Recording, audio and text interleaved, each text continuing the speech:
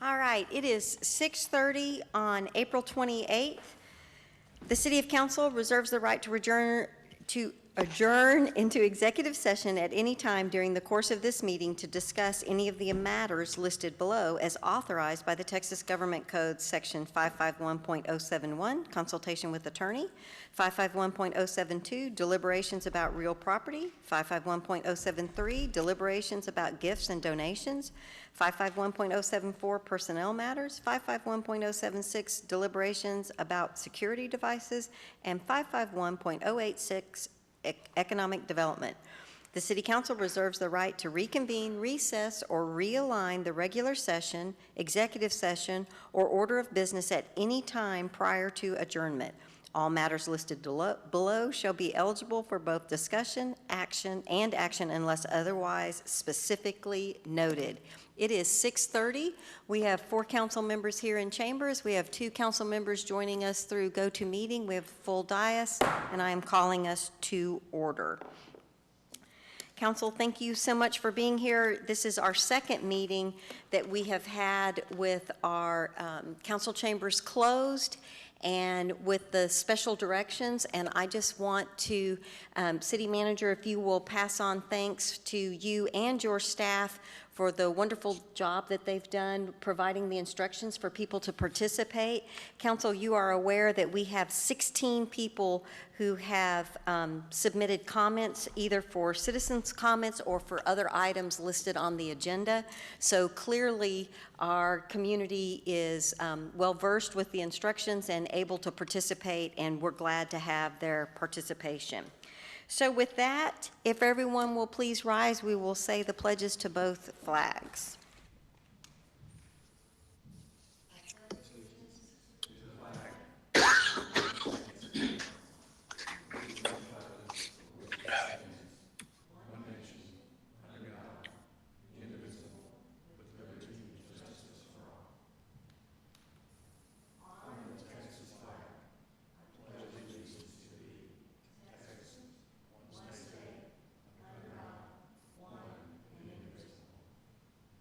And if you're in council chambers, if you would remain standing, Councilmember Jackson has agreed to do our invocation tonight. Councilmember Jackson?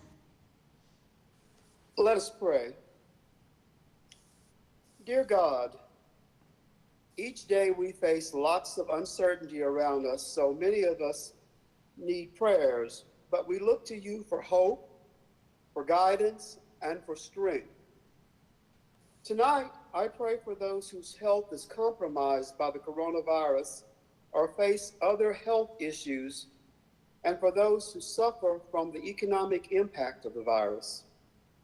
For our many businesses who are suffering an impact, I pray for relief and local support. I pray for healthcare workers and first responders and other public servants who put themselves in harm's way for us. Especially I pray for Dr. Lorna Breen of New York City, who after fighting the coronavirus as both a doctor and a patient, committed suicide this week. I pray that we continue to give support for our many healthcare workers as they undergo the stressful task of working on our behalf. I pray for our leaders of the world, other countries, states, counties, and our city of Bastrop, as we seek to govern and manage this challenge. Give us the wisdom to make the right decisions for our citizens as we govern and make decisions that are in the best interests of our community. God, it can be overwhelming, but you tell us over and over again not to be afraid. Show us how to trust in you. In your name we pray, amen. Amen. Amen. Thank you so much, Councilmember Jackson. I appreciate that. Everyone may have a seat. Okay, Council, we're on the bottom of page 1. It is Mayor's Report, and I have just a couple of things to go over. And the first couple things I have is to let you know that I have signed 2 resolutions. The first is naming May 4th as Firefighter Day in Bastrop. Our firefighters, Chief Rosales is just put in incredible a number of hours for the Emergency Operations Center, and we'll talk later tonight. He's been extremely busy since Governor Abbott's announcement yesterday. So let's have a round of applause for all the firefighters. I also have a proclamation that we have never done before, and I'm proclaiming May 3rd through the 9th Drinking Water Week. This was submitted by Assistant City Manager Job, and I'm not sure if it had to do with, he just wants everyone to know for sure that we're working hard on a new water treatment plant, but in the proclamation it talks about that water is indeed our most valuable natural resource. And as Councilmember Jackson was mentioning, as people deal with this coronavirus, can you imagine if we were having to send out a boil water notice or something like that? Clean, good drinking water is truly just a fundamental thing that we are so pleased and proud that we provide for our community. Council, I wanted to ask for your assistance. We have an opening on the cemetery board, and we have an opening on the zoning board of adjustments. Those are two openings I really would like to fill. We also have some alternates that we can fill in, but the priority, if you come across anyone who might be interested in serving in the zoning board of adjustment or on the cemetery board, living inside the city limits of Bastrop, I would appreciate the assistance. And if anyone's listening and they're interested in either of those boards, if you would please apply. I also want to share, Council, on April 14th, and I think I got it 3 or 4 days later, I got a letter from the warden. Councilmember Peterson might be interested in this, from the warden at our FCI that's located here, right here on 95. And we couldn't have our community quarterly luncheon because of everything that's going on with COVID, but he did send me a wonderful, very sweet letter, and also letting us know that they are screening 100% of their staff. They are doing inmate screening, they're doing quarantines, he shared with me that both social and legal visits have been suspended, but because the visits in person are suspended, they've given each inmate additional minutes on their ability to receive phone calls so that the interaction can still take place with their family and legal.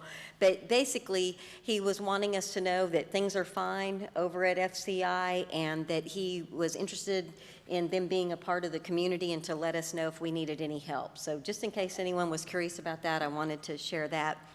And then some of you have accused me of being competitive. I'm not sure if that's fair. I'm very sad to state that I was not the first council member, but I have completed my IT training. Mayor Pro Tem Nelson was bragging about it, and that, of course, inspired me to go home that very day and finish my training. And Councilmember Rogers has done hers, so it only took a little over an hour, and it was, and Councilmember Ennis has done his. Councilmember Jackson, Councilmember Peterson, how are you guys doing on the training? I have about 30 minutes left, I think. I think I have a session and a half to go. Okay. Councilmember Peterson? Yes, I'm just keeping, I'm keeping the tissue close to me. All right, well, and hats off, City Manager, to Jesse Miga and his team for the training that we're having to do. It was really pretty good. It wasn't that bad, and it was good to get it accomplished. Several staff members have pointed out, I think they have till June is the deadline, so not everyone had to rush to get it done, but it's always nice to have things marked off of your list. I also wanted to share I got 2 other calls. They were not citizen comments, but I want the public to be aware of a couple things that we are looking into. We are well aware that there are folks that are concerned about the turning radius at Main Street and Chestnut. We even got some pictures today because pictures are worth 1,000 words. But when I replied to the people who sent that email to me, I let them know that I had copied both the city manager and the assistant city manager. I pointed out that the center line is not in the center of the pavement. It's a leftover center line, and that the stop lines would move back in accordance with the radius. We think those 2 things will help with that, but the concerns are certainly understood, and I'm confident that the city manager and his staff will bring us back a solution if that's needed. But wanted to make everyone aware that we're working on it and know there are concerns. I also got a very sweet email. Councilmember Jackson talked about it last time, and the Baron de Bastrop manhole covers, and I say that with air quotes because they don't really fit the manholes, are going to be medallions that will be a part of the River Loop Trail. They've been located, we know, and the city manager and the assistant city manager will make sure that that's a part of that River Loop project, which might make the River Loop really kind of cool, an art thing to do along the way. But I had gotten an email about that, and I wanted folks to know that I would be taking care of that. And Colin, can we share my two pictures? Okay, so you can go to the next picture. We can't see it over here. Okay, there it is. I have to talk about the bears. I think they're precious, and there are many cars that stop and man and wife get out with their mask on, or two people in the car that are together get out with their mask on and take turns taking pictures of each other with the bears. So I think they're precious. I'm glad that we have them. Let me clarify a couple of things. Number one, the city of Bastrop had nothing to do with the masks that are on the bears. They were not here one day. We came back to work the next morning and they were on. So whoever the mystery person is that made the mask, I would like to thank you because it's great. I think it's a really good way to remind everyone to wear their mask. And secondly, we received a phone call that someone was concerned that we were wasting PPE, and why had we put masks on the bear. So we shared that we did not waste PPE, we did not put the mask on the bear, and for those of you that get up, they are specifically made. Those three bears are in different positions, and someone took the time to really do some measurements. So no medical people were hurt, no animals were hurt. It was really just trying to be a nice, sweet thing to remind people to wear their mask. But I want to thank whoever did it and make sure the person who called with concerns knows that there's not really an issue with the bears. The other picture that I took is a really sweet rainbow. That is the door to the library. And there is a worldwide hunt for rainbows, something that the kids can do when they're out on a walk. And somewhere, Rebecca Gleason is shaking her fist. Mayor, we're not ready for that. We're going to roll it out. The city of Bastrop is going to participate, but since that rainbow is already up at the library, I wanted to share that with you guys. Councilmember Jackson was praying about hope, and some of us know, if you are familiar with the Bible, that it is a sign of hope, and hope's a really good thing for folks to have, and so you may see some rainbows popping up around town.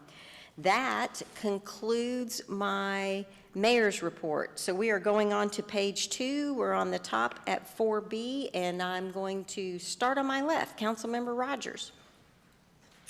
Well, Mayor, I did finish my training, like I stated, because I've been locked at the house, so might as well get it done. But other than that, I haven't had anything to do. Okay, and onward, Mayor Pro Tem Nelson. Really nothing. I'm just glad it could serve as an inspiration for you to complete your cybersecurity training, Madam Mayor. So I'm very pleased with that. That's enough of you. Councilmember Ennis?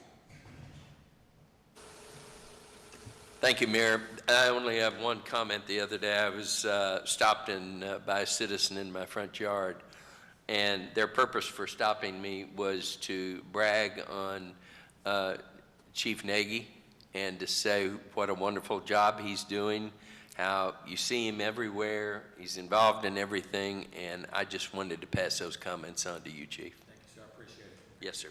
Great. Councilmember Peterson, do you have anything you'd like to share this evening? Yes, Mayor, I just hope everyone is doing better than I am at this time, and hope people continue to stay well the best they can. And one of these days, we've got to name the bears out front. Yes, that's a great idea. That's a great idea. All That's right, all I have. Thank you. Councilmember Jackson? Well, yeah, I do have one comment. I missed the ribbon cutting and the open house for the Seton Ascension when they opened a while back. So I got a guided tour last night. It was an impromptu, unexpected tour, but I had to go to the emergency room. And I had a severe pain in my right side, which, thank God, has gone away today. But the staff there, Dr. Johnson, and all the nurses and everyone, there was only one other patient there. So immediately when I got there, I was taken care of and attended, and they give excellent care. The facility is really beautiful, and I'm sorry that I had to go there, but it gave me an opportunity to go and see the different things, and they showed me around a little bit, which was really good. So I just want to say hats off to Seton Ascension for their excellent care, and I recovered fully.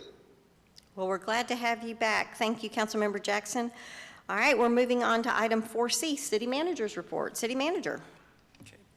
Mayor, and Council, I've got 2 items. The first one is a little bit of information and an update on the budget process. At the last meeting, council members will remember that we had a presentation by the city's CFO, Tracy Waldron, where she talked about what her revenue projections were for the remainder of the year, especially in the areas where we think there's going to be some significant reductions in revenue, sales tax and the hotel motel tax. So she talked about that side of the equation, and then also talked about ways that we could reduce expenses to deal with that expected shortfall. And you'll remember the 2 main ones were going to come from a hiring freeze and also temporarily stopping or postponing the internal payments that are made within the city funds as part of the budget. Since that time, I've met with the City Council's Subcommittee on Finance. We've met a couple of times and talked about a number of issues. Met with the department directors, had a number of meetings with Tracy Waldron, the CFO. And so we've talked about beyond what was discussed at the last council meeting, what else can be done to address some of the budget shortfalls that are expected to happen. And I'll say that with the staff members that are involved and also the council subcommittee, I think all of us have as a guiding principle or an overarching principle is what can we do to avoid layoffs on the city staff? And so that's something that we've talked about as we've had these discussions, what other things can be done to try to avoid that situation. One of the things that we had the directors do was to sit down and look at their own department budgets and figure out places where they could identify savings, either because a project came in for less expense than was expected, or other things that maybe have changed during the budget year where they can find money for savings.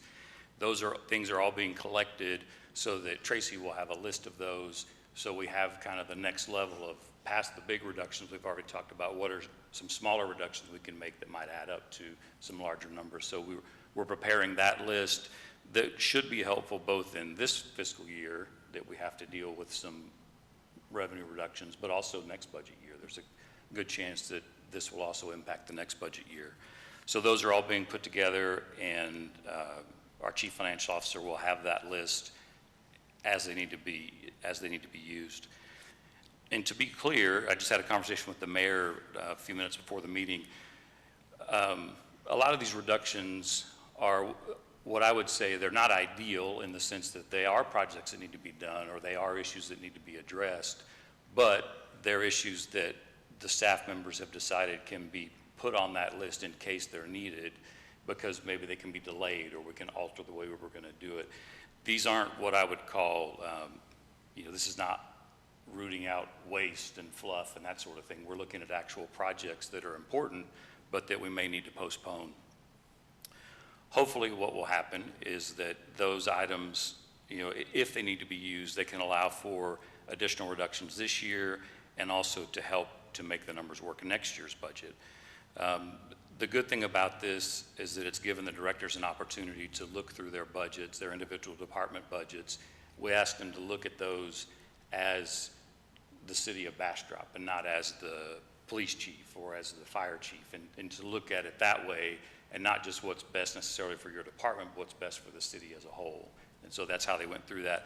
And I think it's a good exercise to help them look for savings and focus on how are we going to deal with a reduction in revenue, but still continue to provide the essential services that everyone expects and needs from the city. So it's good because it helps with the current situation, but I also think it helps everyone look at the budget in a different way, which is if we have to, and we have to cut it down to the bare bones, what are the essential city services? What are the things that we have to provide to the residents? So stay tuned for more information on the budget as we go through that process. And then related to that, we had discussions, again, with the Finance Subcommittee and the staff to talk about financial and personnel policies within the city. And part of the discussion, most of the discussion, was some of these policies could use some updating, could use some improvement. And so we've come up with, between the staff and the Finance Subcommittee that's working with the city staff, a plan where we're going to have the staff first closely review those policies, make the changes or propose changes in there that they think need to be made. We'll then have the council subcommittee take a look at those policies, give their input, and also get those changes worked in. Then, of course, we'll have legal look at it to make sure everything's in order. And then we'll work those into the regular, essentially the budget process that the council normally goes through, where you look at those policies and review them as part of the process and make changes as needed. And so that'll all get worked into the regular process. So we're not really doing it, it won't be a separate project that we're doing, it'll just be part of the budget process that we would go through anyway. And I think that it's an important project. Those that have been involved know all the reasons. There's some outdated policies and there's some outdated clauses. But I think the most important reason that we're doing this, and the real reason to do it, is that these modifications that are going to come from discussions with staff, the Finance Subcommittee, the council as a whole, when we get to that point, they'll benefit everyone involved by, one, making the policies easier to understand, which is useful for the staff and anyone else who decides to read those policies. Well, they'll understand exactly what they say. And then also it helps the city council in improving and strengthening your oversight of all of the city's finances. And that's obviously one of your many responsibilities, but it'll help better do that. And the way that, and I'm kind of stating the obvious, but there's people listening that don't necessarily follow city government every day. The way that the best way for the council to oversee and govern the work that's done by the city staff is to put policies in place that direct them as to how things should be done, and that's the way that you provide your oversight, so that the residents, in the end, the most important part, the residents of the city of Bastrop can have confidence that their money, their tax money that they've paid, is being used wisely and being used in an efficient manner. So I think it'll be a great project. It'll take some time to get there, but sometime by the end of the summer, the council should see some drafts that we'll ask for you to review and give us feedback on. Great. I want to thank the Finance Committee because Councilmember Jackson and Councilmember Peterson, what I just heard was they'll work it through and we can review the finished product and not have to watch all of the sausage being made. So I'm pretty thankful about that. Councilmember Ennis, do you want to make a comment? I'd like to thank the city manager for a job well done on that report. All right. Thank you. Good stuff. Okay, I promised Tracy Waldron that we would go to item 6C because we have someone who's called in to participate, and that way they can get on with the rest of their evening, council. So we're going to go to item 6C. Received presentation from the Specialized Public Finance, the city's financial advisors, on a water and wastewater system revenue bond issuance and a general obligation refunding bond issuance, along with the corresponding timelines. City Mayor, Manager? Can I make a comment before? Please. Tracy's going to go over the details, and our special guest on the phone will help with that. But this is another item that we discussed a few weeks ago and said, is there a way that we can save money on some of the city's debt service by refinancing the debt, given that interest rates are good right now? So that's why this item's on the agenda. It was another way to look to save some money on the budget. Like refinancing your house, right? If you have a... Same idea. All right. Save us some money, Tracy. Actually, we have Dan Wegmiller on the video. He's waiting, and he's going to go over this. We combined both items. We're looking at doing a water and wastewater revenue bond and also a general obligation refunding bond. So he'll cover both during his presentation. It's all on you, Colin. I see Dan is in. Can you hear us, Dan? Yes, I can hear you fine. Are you going to give us a presentation, or are we going to see you? Let's see. I believe.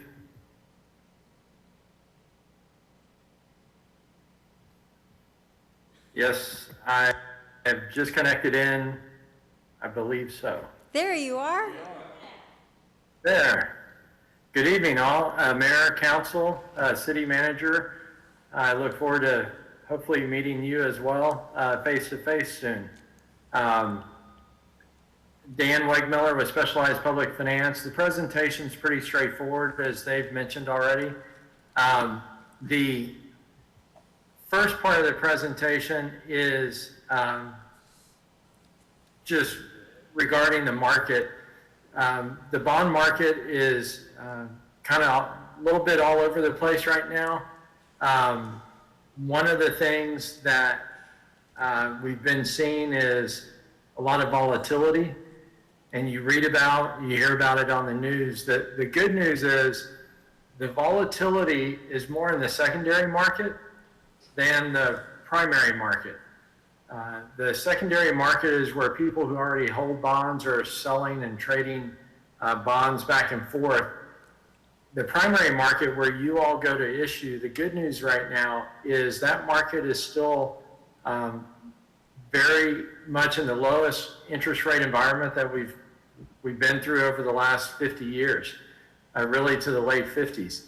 The good news is, as you need to go out and borrow funds, we're in a position where we're seeing potentially on this refunding interest rates taking us down into the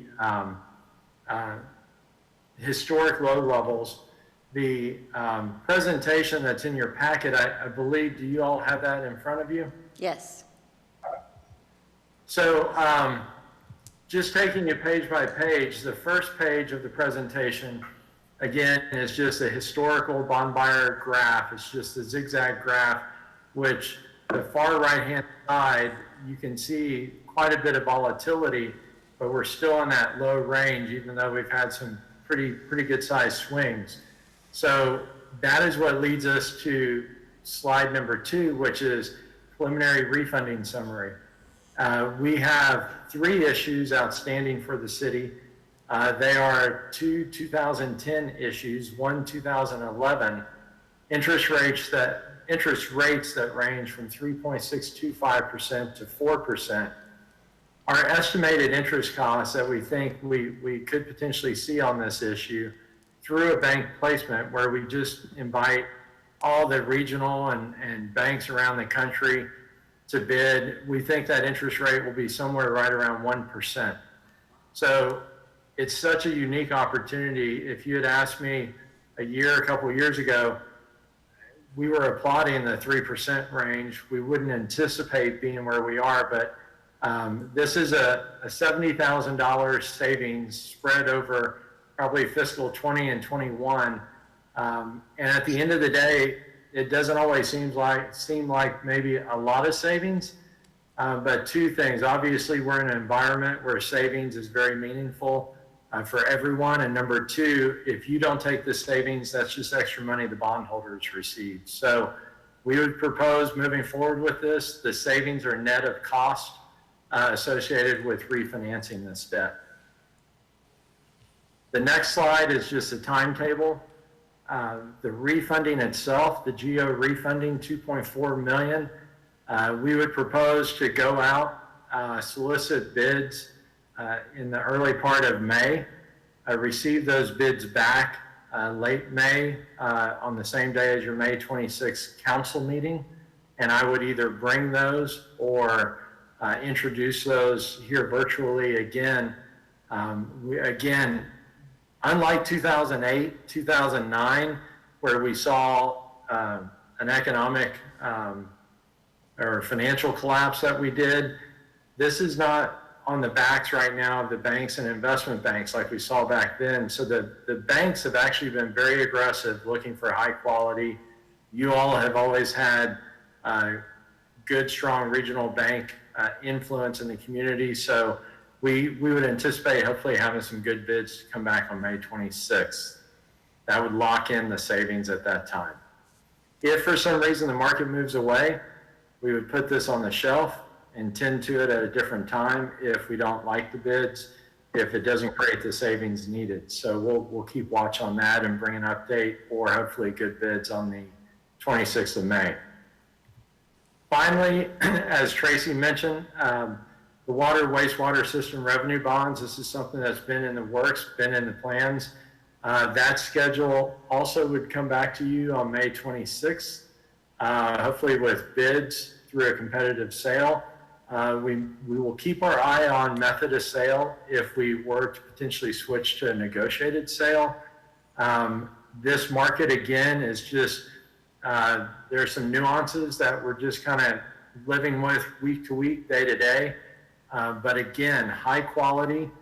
The rating conversations hopefully will go well. You all have put into place the rates and charges necessary on the utility. The rating agencies are looking for those entities that were stressed before this may in fact be stressed even more now, but those that have put themselves in good position before this hopefully will be able to work through and weather some of the challenges that this COVID-19 issue has presented. So we anticipate in late May having mid-May having a bond rating conference call, and then coming back with bids on May 26th or a bond sale to lock in for the water wastewater revenue bonds. Both these issues would close in June. With that, I'd be glad to answer any questions, or obviously I hope to be back either with you or virtually come late May. Thank you, Dan. Great job as always. If you are watching from home, his presentation started on page 85 and went through about page 89, so you can find it in the packet. Council, do you have any questions for Dan? This is not, as he's stated in his timetable, and as you can tell by where it's listed on the agenda, no action is required. It's just he's telling us what's going on, and I think he has set the groundwork that all future presentations from staff should be those that either save us money or cost us nothing. I think that's a pretty good baseline to go on.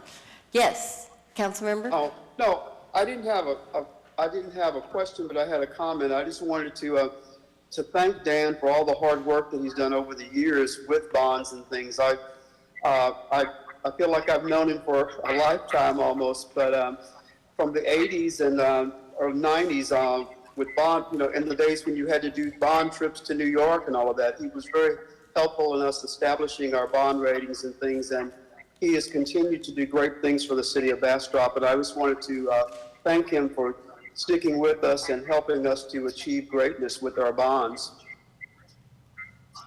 Thank you, Councilmember Jackson. Is there any other comment or question?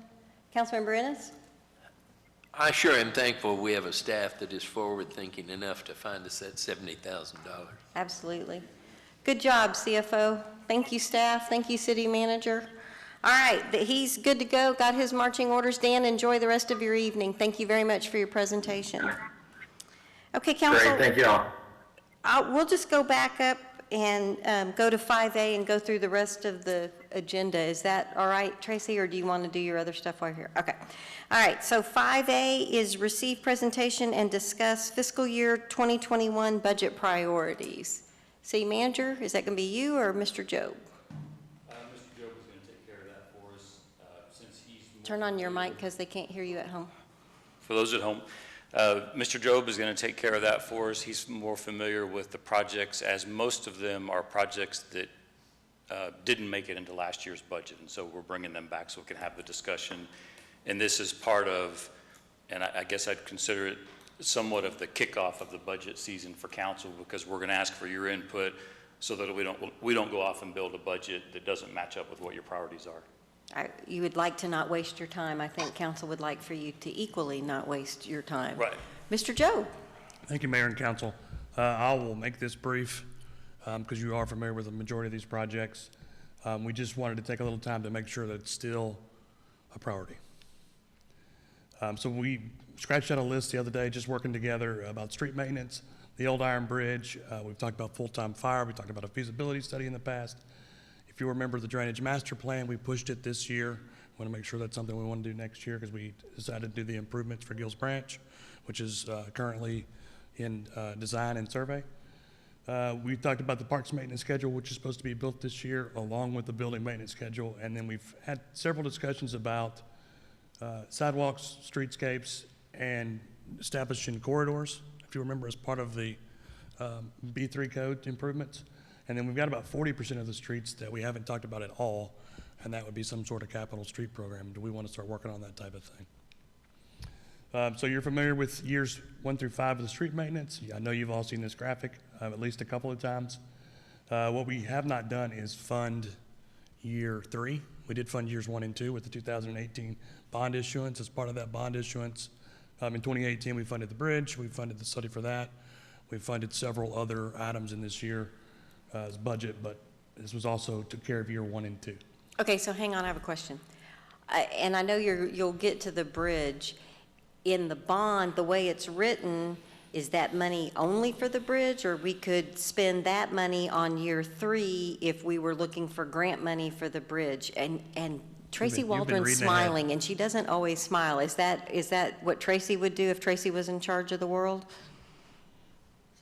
You've been reading ahead. I'll talk about that in a little bit. Oh, am I reading ahead? Sorry. Yeah, right. He was going to cover that. Okay. But no, the way the bond is written, it's I won't say vague, it's flexible. Right. It just covers streets, drainage, I can't remember. I know it includes the Iron Bridge because obviously we had that project on the bond, but, you know, that's something we had talked about was, you know, if we're not ready to move forward with the bridge yet, should we look at that money and not just sit on it, but go ahead and repurpose it for a project that is actually needing to be done now? So yes. Because the problem is the money that I recall that we had for the bridge isn't enough to do a phase of the bridge, and we can't like do part of one truss. So Right. we had the practicality. It's a way bigger number, and We're stealing Trey's presentation, but I mean, I know there's an engineering amount that we kind of know about, but there's still available funds within that bond. Okay, So- all right. I'm sorry. I was reading ahead. Okay. You're good. So, Tracy, we obviously just covered some of this, but we know over the last 2 years when we were going to get bids, everything was 20 to 30% higher. So what I would do is take these current market prices, take year 3, which is about 24 miles of lane miles of roadway, and then we'll refigure what we think will be the new estimate if that's something we're interested in moving forward on. And you'll notice in your slides, and I promised I would bring this up because I told Rebecca, in the corner on the right-hand side is some small pause. So it's first to take a little time and everybody nod their head and make sure that we're still okay with this one, right? This is a project that we want to. I don't think Councilmember, did you follow what he said? In Just a the little bottom pause. right-hand corner, do your thing on it. In the bottom right-hand corner, see the little pause, the little footprint pause? That was for us to pause and consider. That's Gotta bring a Trey little Joke levity. humor, That's right. for those of you That's who are an not ultimate dad following. joke. That's way too sophisticated for me. It was to remind me. So, Councilmember Peterson's laughing, he laughed. so again, this was just to remind me, but we know that it's cheaper to take care of it when it's in better shape. So if this is something we're still interested in, we'll put that budget together. And I think I'm getting a consensus with the head nod that that's what you want us to work on. Yeah, Councilmember Jackson and Councilmember Peterson, Councilmember Jackson's telling you, Mr. Job, he's having a hard time hearing you, so you got to get closer to the Pulling the mic mic. close. But I believe that council is anyone not in agreement with finishing our street maintenance program. It was a 5-year program. Getting our streets up to acceptable standard, I believe, remains a high priority for council. Councilmember Jackson, Councilmember Peterson nods yes? Okay. All right. So I think you in your pause, you got your Right. yes. We are committed to the street maintenance. Councilmember Now, Ennis? you're suggesting that we use that $2 million for the street maintenance? What we'll do is put together, I just want to make sure these are priorities. We'll put the budget together because we'll do a lot more work over the next Okay. 2 to 4 weeks, and I don't want to waste time if we're not going to do this. So we're I'm gonna- jumping ahead. No, you're good. So if you remember, we talked about full-time fire as well, and Chief Rosales is much more familiar with this than I am. But also during issuance of small-term tax note this year, you issued $2.8 million to buy equipment to meet a certain fire standard, right? So we can meet certain call times and things of that nature. That was done. It was great. And the truck should be in August, is what he's telling me. But to continue to talk about it, since we've met the NFPA 1710 requirements for equipment, what we have done is we went back and lowered those times by changing the way that we staff, right? So if you remember in his presentation originally in 2019, the average was 6 minutes to a fire. During the daytime, they've lowered that down to 4.81. That's by bringing staff on 24 hours a day. Same thing with nighttime. That went from 19 to 21 minutes to 7 minutes and 65 seconds. So the reason we're talking about this is because we've met the equipment, but what we realized as part of this COVID-19 is while we have 31 part-time day staffers, they all work for different fire stations. So all of their chiefs, so they don't get contaminated by the coronavirus, stopped allowing them to come to work here. So we were down to just 6 additional people from Kyle along with our volunteers. So what we've done is we've shored up the equipment, but we haven't quite shored up the staff. And we want to make sure that's a priority, something you would like us to start working on. So, because there's a certain point where you'll see a full-time employee there in blue and a part-time employee there in red when you have 31, 61, 71 part-time people, because there's a lot of requirements. You can only work 1,000 hours a year. We still have to pay workman's comp. There's things of that nature, so they're not full-time employees. As you continue to add them so we can meet those requirements, our costs to go up for part-time. So again, I put these slides in just so we can give the chief some information and say, yes, we're interested in this. This is something we should start putting together. And we had also talked about a fire feasibility study, which I think pretty much went out the window. We can do this if this is something we're interested in, or we can do a fire feasibility study for the $75,000 and have someone come in and tell us something a year from now. What would the fire feasibility tell us? Exactly what the chief is going to figure out, I would imagine. Yeah, Seems okay, like a I'd waste of say money. save that 75,000. I would agree.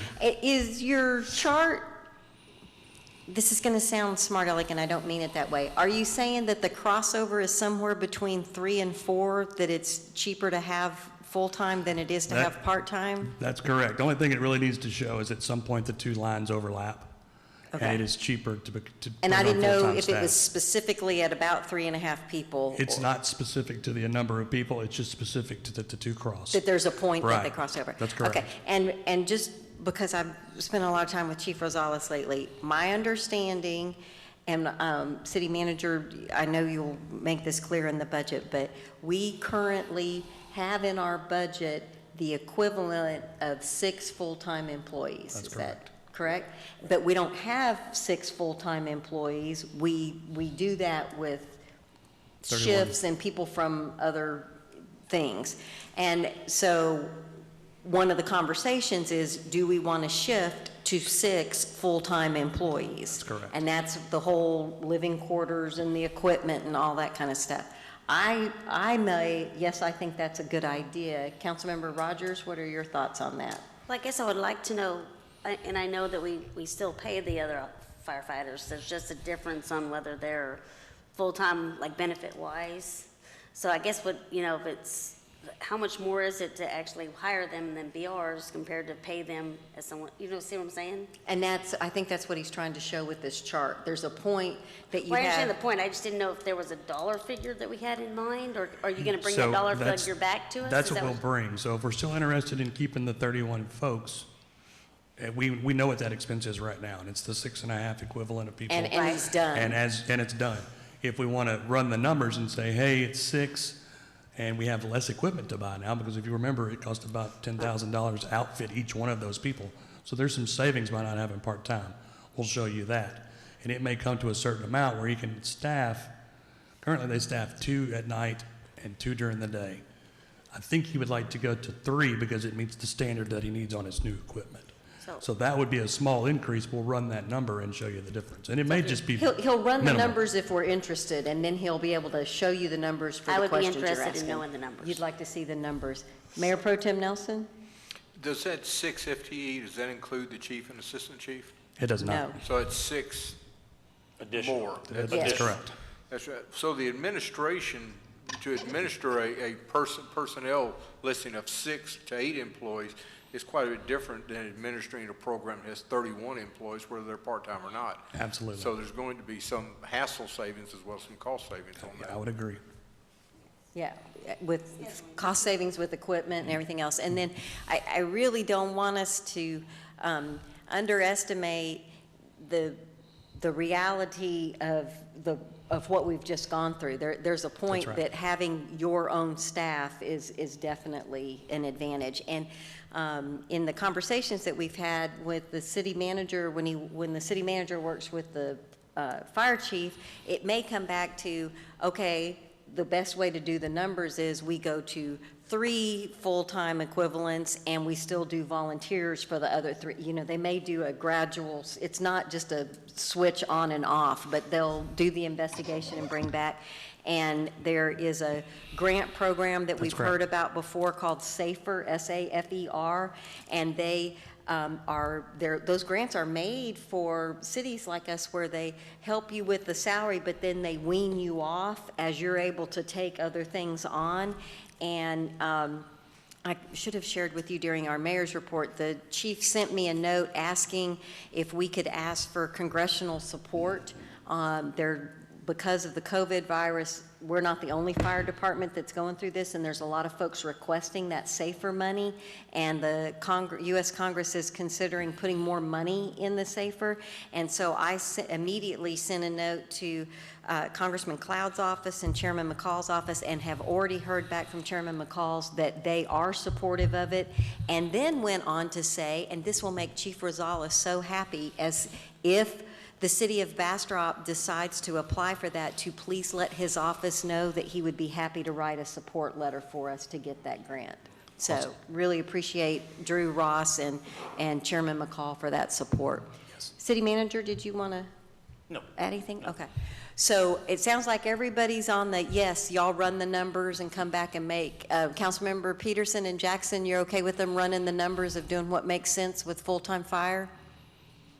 Okay, I got nods, yes. Yeah, Okay. and that just means he doesn't have to build 2 budgets, he just has to build 1, so that, I'm sure he'll be happy about that as well. We would like him to be happy. The next item on the list is the Old Iron Bridge. We've talked a little about this, it being an icon, and you're familiar with this history. Yep. Also with the Google search, it is Yep. something that we see everywhere. What I wanted to make sure we were still all on the same page with is the options. Right, so originally when we had this meeting with Brian LaFoy, we were okay with the pedestrian bridge full width repair, and that was the 10.5 million. Now there are other options where you take the truss away, you build some kind of vignette that reminds you of the bridge.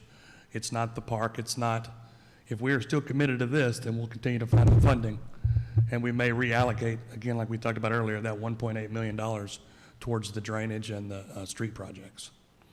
But right now, this is what we have allocated for the specific for the bridge, but we can change Mayor Pro that. Tem Nelson, without confusing us, can you tell us where we are on project lists and things for funding for the bridge? Well, I'll try not to confuse. It's a confusing process, and we're going to try not to confuse you with. We've put it in the Transportation Development Plan, the Old Iron Bridge. We've also apprised all the appropriate parties that we are interested in securing funding to bring that bridge back to life. And we're going on the high end. We're working to get it into the Transportation Improvement Program, both at the local level, which is through Campo, and at the state level, put it into the statewide Transportation Improvement Program. That is still in the discussion phases. The COVID-19 delayed a couple of meetings that we were going to have with both CampCog and Campo, but hopefully we can engage them in some additional conversation, at least get money allocated for the Old Iron Bridge by September. That's my hope. That's not my promise, that's my hope. Okay, I heard he's definitely bringing that home. Here's my main question.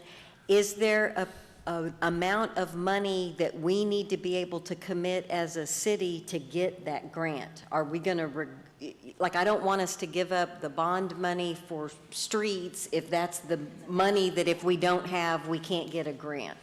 Well, different grants are going to carry different matching Matching. requirements. There are some of them that be 100%, some of them be 80%, some of them be 50%. But there's also ways that the state has developed over the years through transportation development credits that we could perhaps apply for those to supplant the local monies that might have to go into play. So it's a matter of numbers, it's a matter of moving into the right grant process, it's a matter of appropriate scoring, which we've scored high with the old Iron Bridge in the past. Didn't we score like 96? We scored 92 out of 100. I'm sorry, 89 out of 100, and that was our highest scoring project. And we've been given assurance of assistance from the expert planners at both CAMCOG and CAMPO for this project because they realize the viability of it. So it's keep your fingers crossed, we're moving full speed ahead. So that would be my only feedback, is that we got to stay tied out with, and I'm so personally so thankful for Mayor Pro Tem Nelson with the CAMPO and the CAPCOG and the TDPs and the TIPs and the MOU. I can't keep up with all of the acronyms, but he understands them and does a fantastic job. But please keep tied out with Trey so that we don't hurt ourselves because we've moved money a different place. Councilmember Ennis? I'm going to go to my favorite subject, which is a venue tax. A couple of years ago, we heard a presentation on hot funds, and in that presentation, there was discussion of a venue tax. A venue tax could not be used for the bridge, but it could be used to retire the note on the convention center, and we could use the money then that we pay out of hot funds for the convention center to work toward the bridge rehabilitation. And my thrust at this point is I'd like to ask the city manager to investigate venue tax, what it takes to put it in place, what do we have to do, how much money would it raise, and come back to us, because we might be able to do that and put our, of course, right now with the COVID situation, we won't be able to optimize those kind of funds, but I'd like to see us investigate it because it might be something that would serve us well toward this goal. Absolutely. That's one of those that we talked about and it never really got off the ground. We never pursued it. And I think City manager, you okay with that? We can definitely do that, yes. Awesome. And there's always opportunities where debt begins to drop off periodically. Tracy tracks that. So it may be that when it's time, if it's a year from now, 8 months from now, to issue debt to start on the engineering again, that'll be able to be done without a tax increase. So I know for a fact that the 380 agreement will drop off, say with Burleson Crossing in 2023. That money could be, pushed towards continuing the bridge, but right now we would reallocate this 1.8 million that we already have that's just sitting there and put it to the other projects.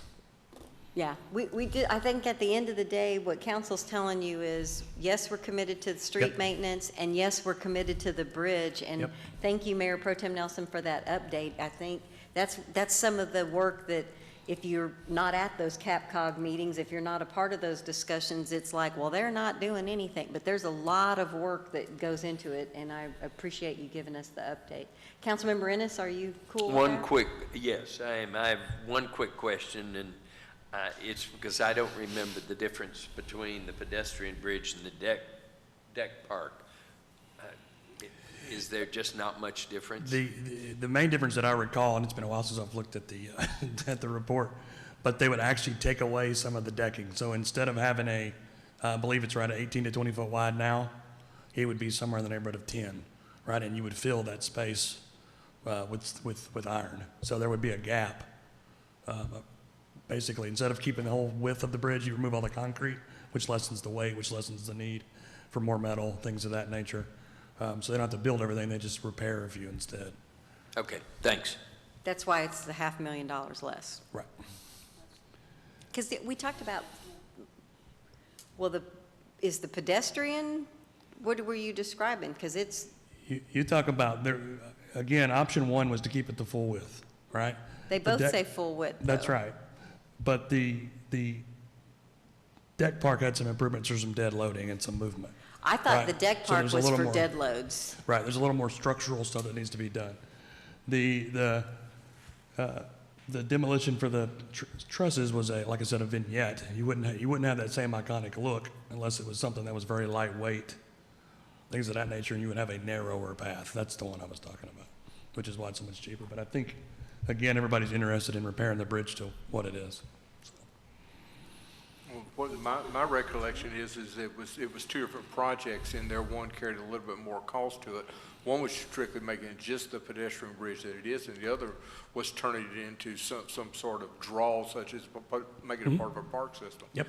I mean, that's pretty simple. And it's not much difference, yeah. $500,000 more, it's just a load level. Yeah, so. and to, I think Trey's point is that $500,000 more was additional Structure. steel for support for the dead load of planters or a bunch of people standing on it, dancing or whatever, as opposed to it's a crossing way. Correct. Okay.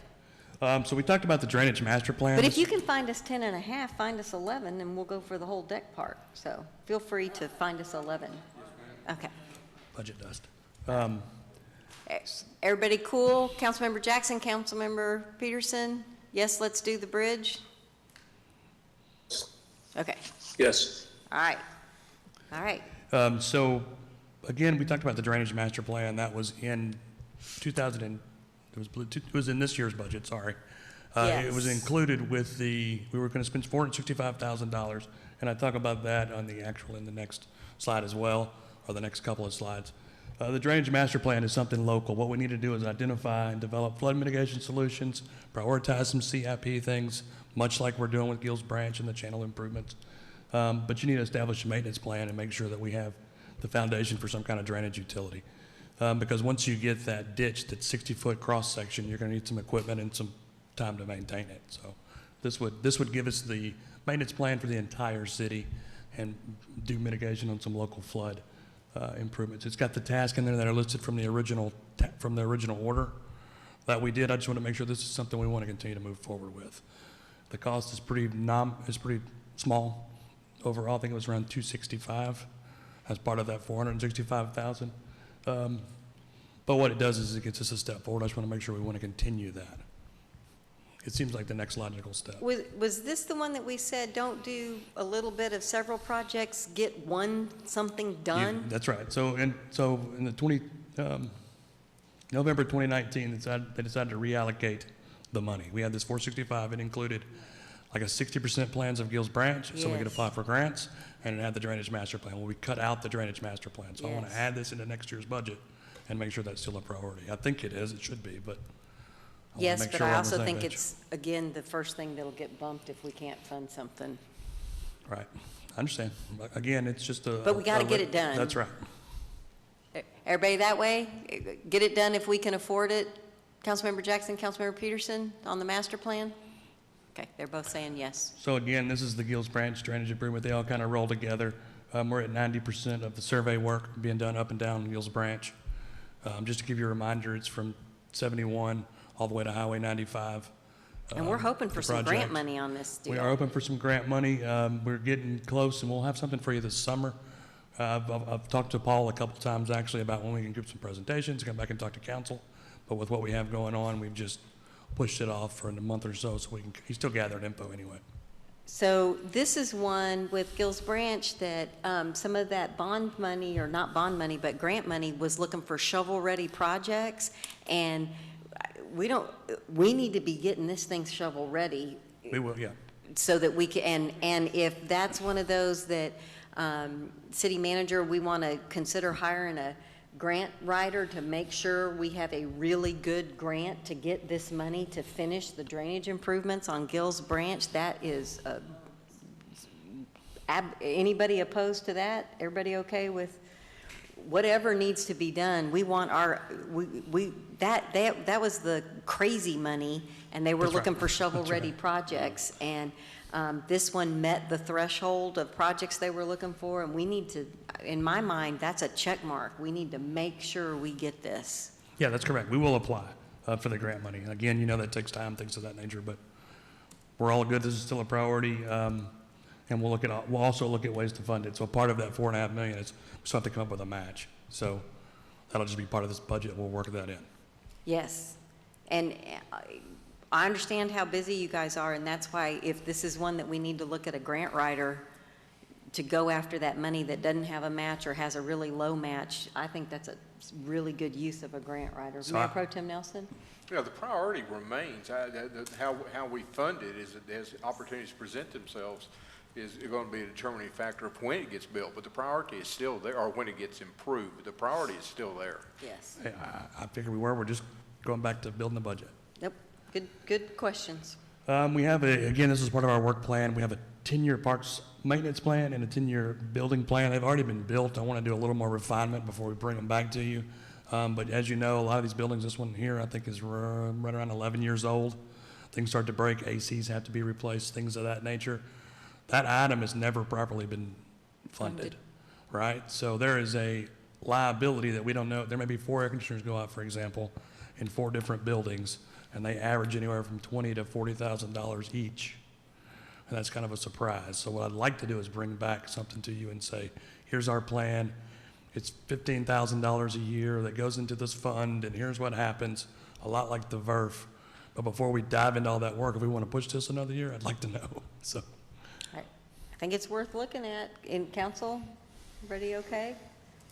I'd like for him to go ahead and at least make the plan. I Yes. mean, make it Yeah. now, even if we don't get to fund it this year, at least your plan will be made, and maybe it gets to start funding it next year, but sooner or later, you're gonna need to make the plan. I agree. Even if And it it's- can't be fully And funded, it's maybe right it's there. I half mean, funded this year. it's ready to go. We just need to present it. Mayor Pro Tem Nelson? But your preventative maintenance program that you currently have in place that y'all been developing over the past 2 years is going to give y'all a better indicator of what the cost is for your maintenance plan, both in your buildings as well as park maintenance. That's correct. So we have looked at everything. We've looked at air conditioners, we've looked at roofs, we've looked at carpet, right, when it needs to be replaced, all of that good stuff. But if we're gonna start funding this, we need to just decide when and start putting small amounts in. And it's got some years where a lot of the buildings like this one, the convention center, and a few other are all built at the same time. So they have a lot of stuff due at the same time, right? So if you've got 15 air conditioning units and they're all due to be replaced in 2022, that's a big expense. So we need to work on spreading that out and just commit to giving a certain amount to it every year.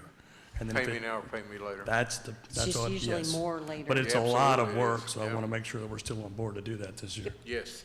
Yep. I know Councilmember Peterson is a big believer in maintenance programs and making sure that you're protecting the investment. Councilmember Jackson, a nod yes from you too? Yep, all right. Everybody's with you, Trey. What else you got? Okay, the last thing I think I have on here is, we talked about pedestrian corridors, we talked about lighting, we talked about streetscapes, and we talked about sidewalks, all of that with the B3 codes, right? So for example, Main Street is, I would call it a capital project. We're redoing the sidewalks, we're adding lighting, but we never quite defined where those pedestrian corridors might be. So my suggestion is that we do that, and then we come back as part of our capital plan, because you don't want to light, I don't imagine you want to light every street in Bastrop with a light every 30 feet, right? It just doesn't make sense. So I would say we go back and we pick these corridors as part of the budget. We start establishing that, and then there's also the whole other side of the blue, or the rehabilitation and reconstruction that we've never developed. So 60% of our streets are in pretty good shape. The other 40%, we need to get into shape so we can get into the maintenance plan. So if that's something we're interested in doing, we'll start building a capital budget and capital projects. Probably a lot of the engineering next year, not do anything, but that's something I'd like to put in and make sure it's a priority. I'm surprised we have room for that kind of capital, given all the other capital. That's why I'm looking over your We may shoulder not. at Tracy. We may not. Yeah, that's right. So but if these are, again, they're all priorities. I know everything's a priority, and you've got to make those decisions when it comes up. So there's going to be a lot of tough conversations, but I don't think anything on this list is something that We want to get rid of. that anybody wants to get rid of. And don't we have some sidewalks going on? Because we We do. made a promise for sidewalk connectivity, and we were using red light money, and And we have that funded this year, and I have the contractor ready to go. We're just going to try to start as soon as some of this stuff gets bid. Okay, so there, we will see some of that this I'd year. like to have it completed by the end of the fiscal year, yeah. All right, council, are you opposed to him putting a plan together? I had a question. Yes, Councilmember Jackson? Yeah, he was saying, I was having a little bit of problem still hearing, but did you say that we hadn't identified the district corridors or something like that? So what we've talked about in the past is pedestrian corridors, right? So we have a certain street standard that was developed as part of the B3 codes.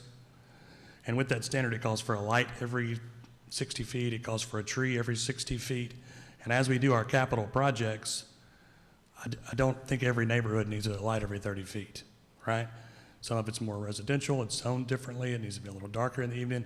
So I'd like to select pedestrian corridors that leads you north and south and east and west, just pick a few across the grid, and those feed you into one main thoroughfare, say Pecan Street, for example, or Main Street, and that's how you continue to walk, but not every street gets that amount of But the capital. lighting and streetscape on Chestnut would look different than the lighting and streetscape on Buttonwood. That's correct, and we shouldn't, we have one standard, and I think it's important to define corridors instead, so we don't continue to spend $500 a linear foot versus $50,000 a linear foot, right? So if we pick those corridors.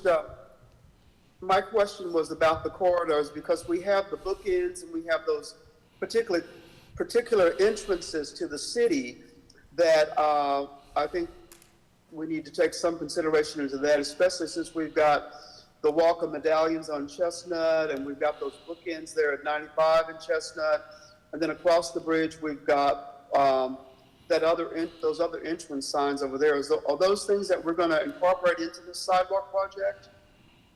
Absolutely. I think those have already been identified as pedestrian corridors. Chestnut has, Main Street has, but we need to figure out how we're going to get people to Main Street and Chestnut. And if there's additional corridors like Pecan Street or whatever, we want to define those. And I think that is part of our capital project.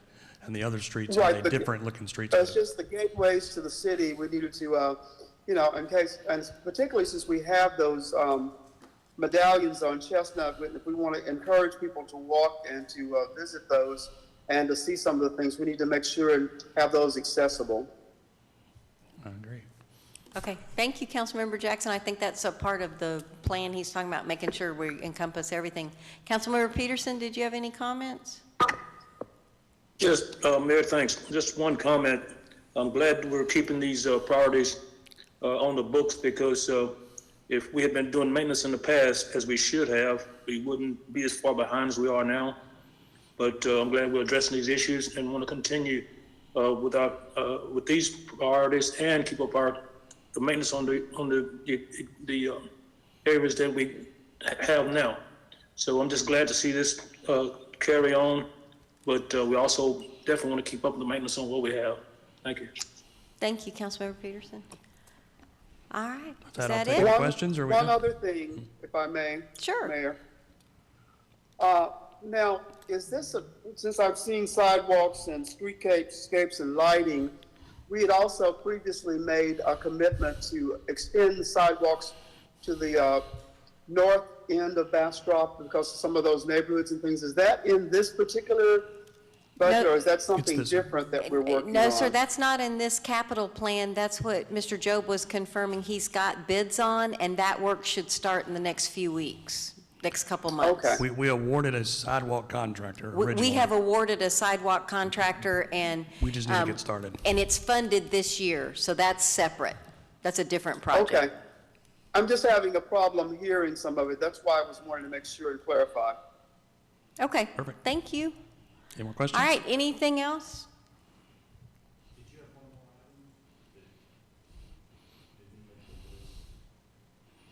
No, I don't remember. Did he chicken out? I don't remember what it was. Do you recall? Hey, Well, again, if there's anything we we'd like meet to every add. 2 weeks, That's so right. we'll And if there's see. anything we want to add, this is another We meet twice a opportunity. month, sorry.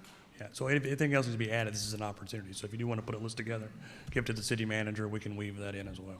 So council, one of the things I think we've prided ourselves in is if you open our budgets, you see 9 focus areas, and we haven't That's right. changed those in 3 years. That's right. We've laid out the street maintenance plan. We haven't changed that. We're trying to have some consistency and have a well-thought-out strategic plan, and I believe it's helpful for staff when we're consistent year to year for planning and not coming up with the favorite project this year that no one's ever heard of before. So That's right. I think that's why it's fairly easy to go through these priorities, but I think that's staff's just trying to make sure that if there was a reason that we didn't want to work on something, that they didn't burn a lot of time preparing something if we're not wanting to see that. So I agree wholeheartedly with Councilmember Peterson's point that we had long talks when we put it on the priority, and that's why we're able to maintain the same system till we're able to get all these things addressed.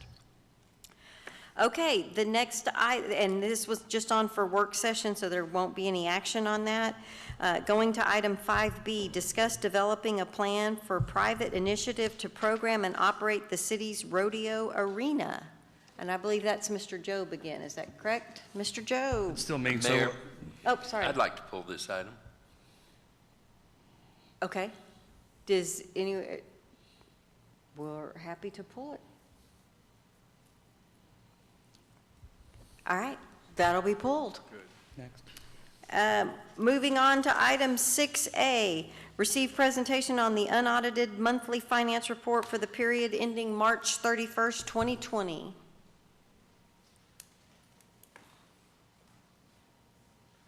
Ms. Waldron.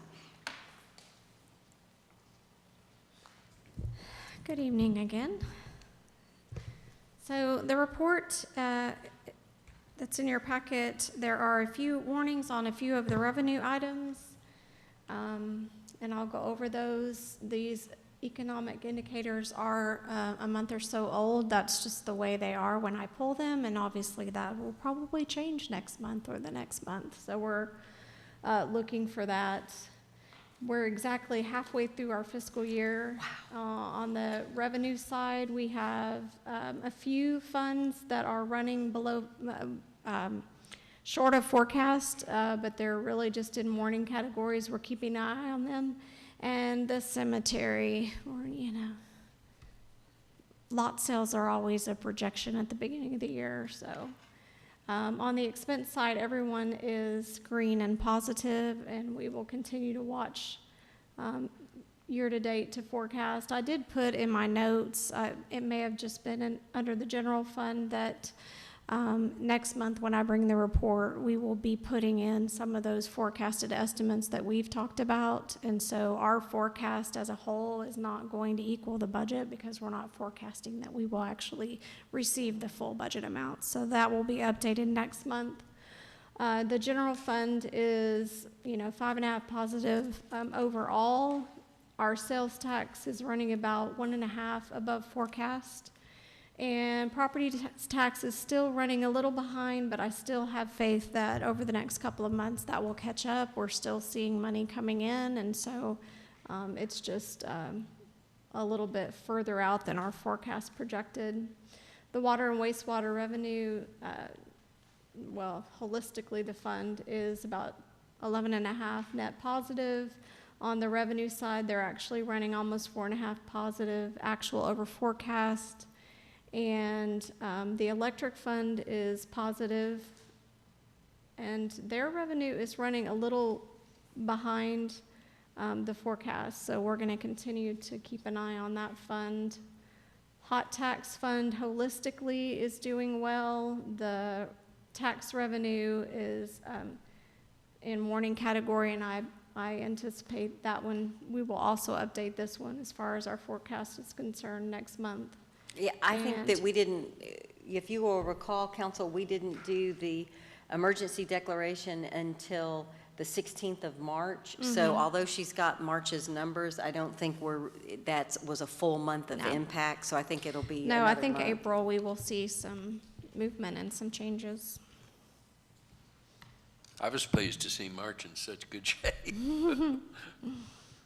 Yeah.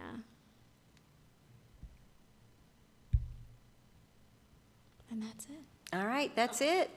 Any questions for Ms. Waldron? All right. No, go ahead. No, go ahead. I was going to say about the property taxes, do you think a little bit of the slowdown, I wasn't sure if the county had extended some dates for people? I don't think so. Yeah, They I were think due in January. they were past their Oh, initial okay. I deadline, just, but it's just very hard to Some things are extending, predict. so I just was curious if that might be part Yeah, of it. it's very hard to predict when people will pay, and so we kind of use previous history to try to set the forecast. But as I've stated, and we're extremely consistent, we collect 99%. No, I was of just what curious we- if that might Yeah. be one of the reasons it's delayed. Yeah. Thank you. Yeah. Excuse me. Oh, I'm sorry, Councilmember Ennis? Remember that for all you young pups, us old people can pay it in 4 installments, and the last installment's in August, so. Oh, there you go. Some of that money is coming in, it's Pay up, just on Councilmember payment. Ennis. We're needing it for the budget. That's right. All right. Any questions? Thank you very much, Ms. Waldron. Moving on to 6B, receive presentation on the quarterly investment report for the period ending March 31st, 2020. Ms. Waldron. Yes, so I do have the investment report. This is required by our investment policy and also by the PFIA, Public Funds Investment Act. As you can see, we ended March, we're about 1.7 million up in our portfolio as a whole. We did receive the 2020 certificate of obligation funds in February, I believe. So that is part of that increase. We're still seeing interest earned. This quarter was almost 140,000, and that's pretty good. And we're still trying to keep our investments diverse and trying to gain as much of that very low interest as possible. Anyway, the portfolio is still strong. Any questions? Any questions for Ms. Waldron? Councilmember Jackson, Councilmember Peterson, everybody's okay? All right, good job, Ms. Waldron. Thank you. All right, Council, you know that we've already taken care of 6C, so we are moving on to citizen comments. Madam Secretary, thank you for preparing the documents for everyone, and I believe as of 5 o'clock this evening, we had 9 citizen comments. Is that correct, what you see on your records, Madam Secretary? Yes, Mayor, that's correct. Okay. All right. And again, Mayor Pro Tem Nelson will be making sure that we, as we read into the record, that we do not go over the 3 minutes that people would be allowed if they were here in public. Okay, our first one is from Howard Nemerov, who's at 310 Cedar Street. I think they're there at the corner of Cedar, wait. We are having technical difficulties. It is 7:47 and we're going to take a 5-minute break. Okay, it is 7:52. We are back in regular session, and let me explain to everyone that was at home. Thank you to those of you who were, as he put it, blowing up Colin's phone to let him know that the live streaming was having issues. Apparently, it goes about 20 or 25 minutes and then it starts skipping. So Colin has restarted. Nobody has missed anything. I'm going to start with citizen comments, and if in another 25 minutes we need to take a break, Colin's going to let us know, because we know there's a lot of interest for the meeting tonight, and we want to make sure everybody's hearing everything. So we are on citizen comments, item number 7. It is 7:53, and we are back in regular session. I know that makes Madam Secretary happy when we document that type of thing.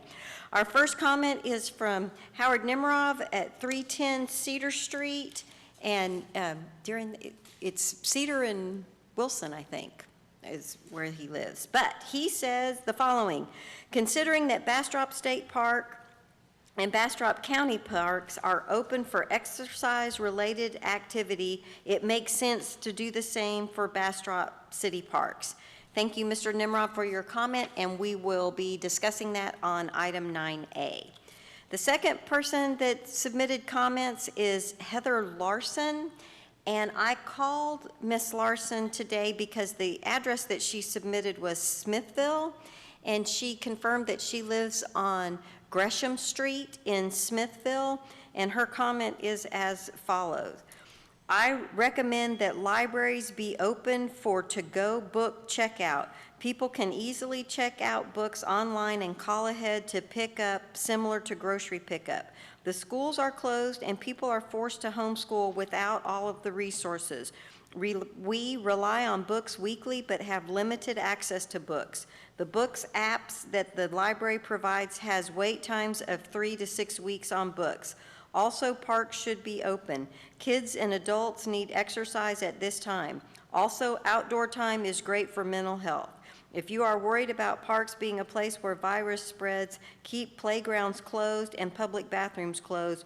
We are one of the only counties to still have parks closed. I spoke with Ms. Larson to make sure she knew that the judge had opened the 3 county parks, not the playgrounds, but the parks. The next citizen comment that we have is from Kathy Martin.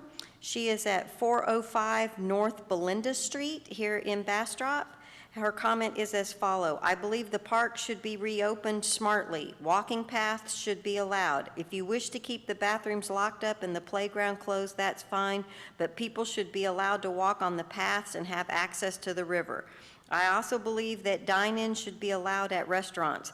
The employers could take temperatures of their employees daily, have their employees wear gloves and masks, and not allow for food bars or salad bars.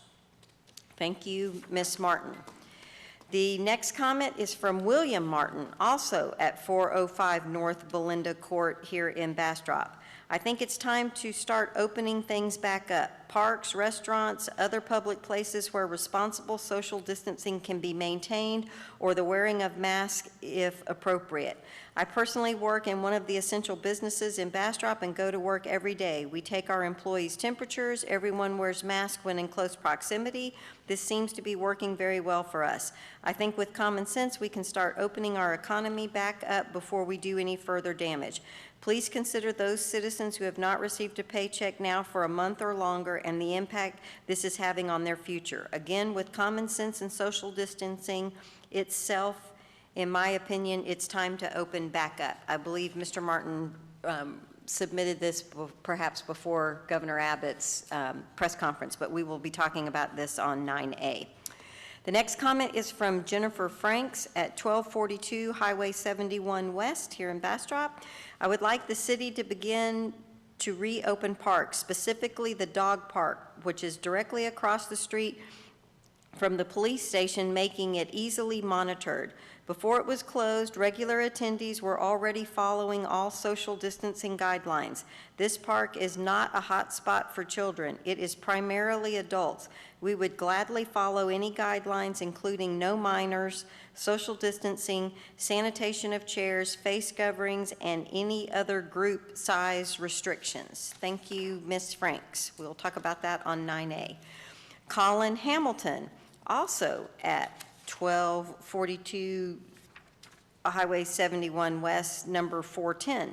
I appreciate your concern for the general's public wellness. However, I believe that the dog park, I think he means poses far less risk than Walmart or HEB. I can understand if you wish to continue the enforcement of face coverings, that's understandable. However, the park itself should reopen, exclamation point. Thank you, Mr. Hamilton.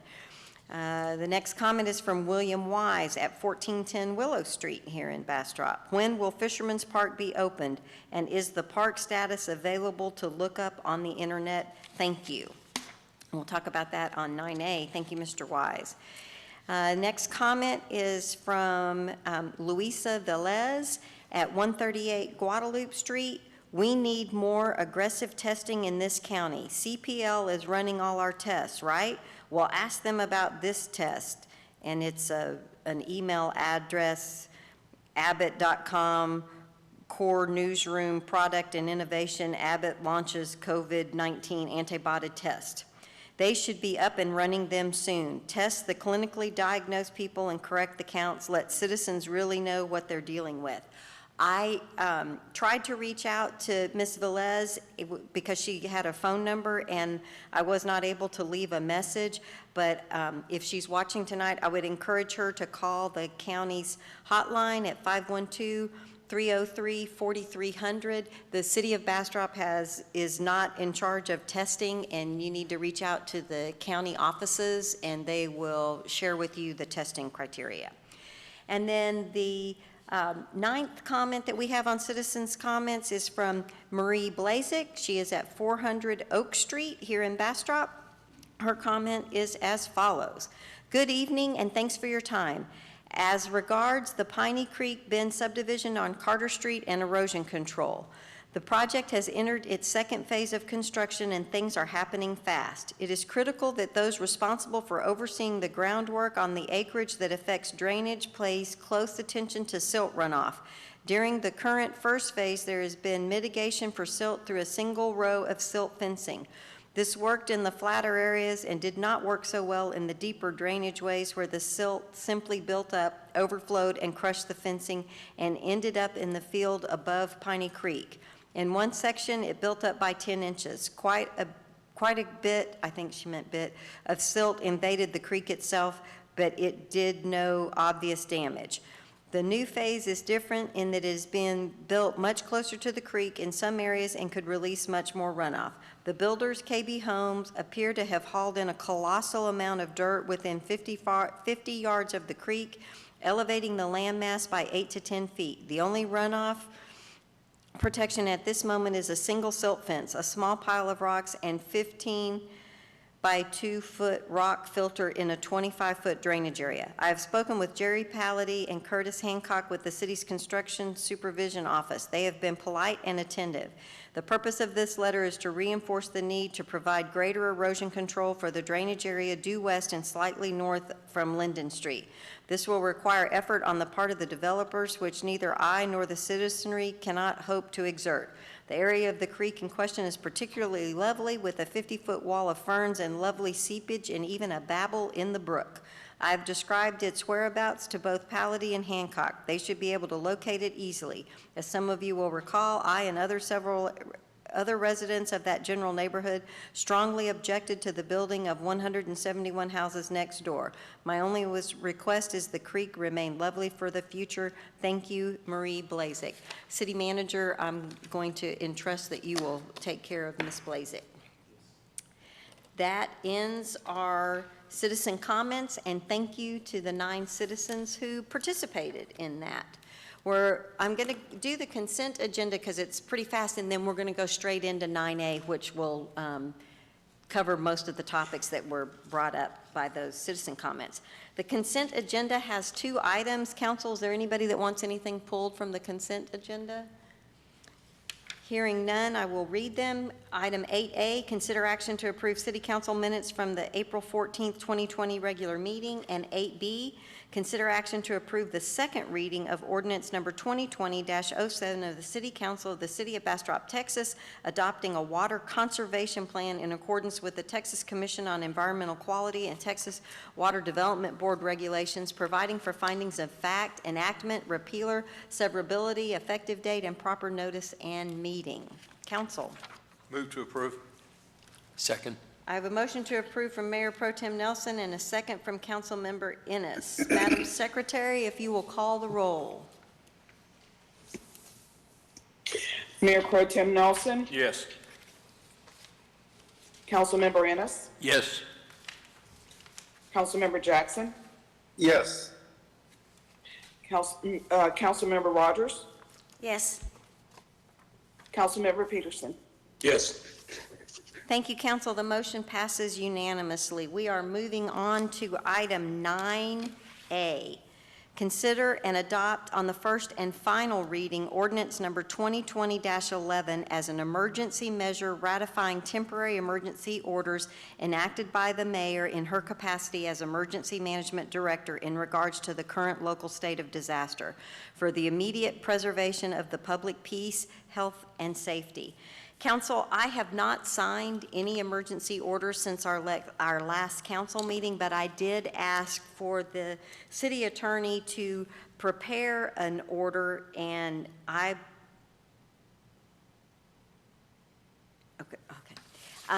to prepare an order, and I believe that based on Governor Abbott's press conference, there may be another order that we need to visit about, and let's do that one. Let's do that one first, City Manager, if you want to. Yeah, let's talk about that, and then we'll come back. We're going to talk about parks and dog parks and that kind of thing. But there's of some magnitude of importance. Let's talk about what's come up most recently today. Council, you probably, if you either saw the press conference or have seen summaries of the press conference or anything in writing that summarize the governor's actions, one of the biggest actions was to say that restaurants and other locales like that have been shut down for a while, or at least for in dining in the restaurant or going to the theater, those sorts of locations, the governor said they could open, but it was based on 25% occupancy. They can only have 25% of their normal occupancy limit in the business while they're open. And the idea is that that gives you room for social distancing and a little bit of protection. Well, it turns out that before the press conference was over, when it was still going on, Chief Rosales' phone started lighting up because everyone was calling him wanting to know what their occupancy limit was. And so that's an important number for people to know right now. And so the fire chief and the fire marshal are both going to be spending a lot of time over the next few days talking to the different businesses and helping them make sure they've got the right number for their occupancy, because this is going to be in place for a while. Phase one is 25%, and then it ramps up to 50% later, assuming things go well. And so there were a number of different issues to work through to talk about exactly how to do that and kind of how that process is going to work. And we had that meeting today with the mayor and a number of people in the room. And one of the issues that came up is that, like what's been done on Main Street, the city took advantage of the virus and kind of the shutdown and everything's quiet to do some construction on Main Street and increase that project's speed and try to get it done faster. Well, it turns out that a number of commercial businesses did the same thing. While everything's been shut down, they've done some remodels and some other things that weren't necessarily permitted. And so that's where this order that the mayor's going to talk about came from. Was we were trying to, with the city attorney and the mayor and the fire chief and the assistant city manager, and all of us were trying to talk about how do we deal with some of these issues, because not only was the work done without a permit, in some cases it can impact fire safety. That work can also impact what their maximum occupancy is. And so we wanted to get people to make sure that they get their work permitted. If it wasn't for some reason, there was no amnesty or no free time granted for no permits needed for construction. And in fact, the permitting office, the planning office has been open throughout the whole coronavirus time. As y'all know, the city hall has not been shut down. It's been closed to the public, but the work's still going on. So there really wasn't a reason for people not to get a permit.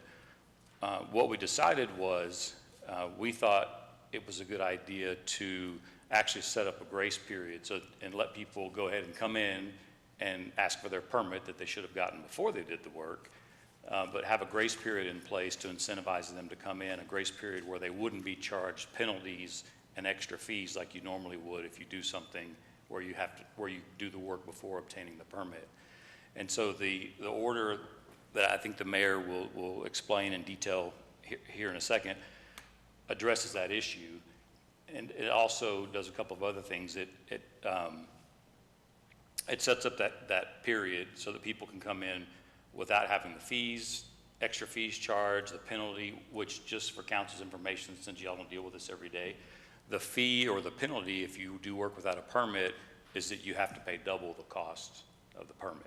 And so essentially it doubles the cost of your application fees that you have to pay. And you can also be cited, you can receive a citation for breaking the law, for doing work without a permit. And so what the order does that the city attorney put together And I'm not sure how much the mayor is going to talk about it, but it takes care of those issues to give people an incentive. If you come in before this date, I think the May 15th is the date we have on there. If you come in before that date, turn in your application with your after the fact, really it's an after the fact permit application, then we'll waive those fees, waive the penalties, and then that way, they'll still pay the regular permit fee. You know, they're not going to get the whole thing for free. They'll pay the regular building permit fee, but not have to pay the doubled fee or the penalty fee. And again, the idea is to incentivize people to come in and tell us about the work that's been done so that we can then deal with that and get the proper inspections done and make sure that things weren't done in a way that causes public safety or public health issues. That's, in the end, the goal for the city is always that, is compliance and trying to look out for the safety of the public. The goal is not to cite people or to you know, have them pay extra fines or fees. It's to get compliance with the building codes and the fire codes that are in place for everyone's safety. So, the city manager, the only comment is that I'm not going to tell you in detail what the order says because the city attorney just wrote it, but fundamentally, because of the occupancy, he did a great job, and we all saw the press conference. It's 25%. Well, I got to know what the number is, so I know what 25% of that number is. And for everyone who, if you haven't seen it yet on our Facebook, I want to share that the occupancy number is 512-332-8679. And I'm going to let Alan visit about what's included in the order, but the goal is for restaurants or any establishment that was deemed non-essential or didn't have patrons inside the building. There's a lot of people that have done a bunch of cleaning. There's people that have restuffed booth and recovered chairs. None of that's a problem. In a restaurant, if you've moved, you know, if you've done the, maybe I should set this up a little bit different. If you've moved your tables around, you didn't need a permit to move your tables around, but if you move the tables around and change the number of people that can sit at a table, it can change your occupancy rate. The occupancy rate of a restaurant is based on the layout. So that requires Chief Rosales or Eric to go out and take another look. And they'll do that. We're not charging a fee for that. They'll give you the occupancy number. But in an effort to respond to some of the occupancy requests that they've gotten, there are some folks that have done more than just cleaning and maybe moved load-bearing walls, maybe done some where they would normally need a trade permit.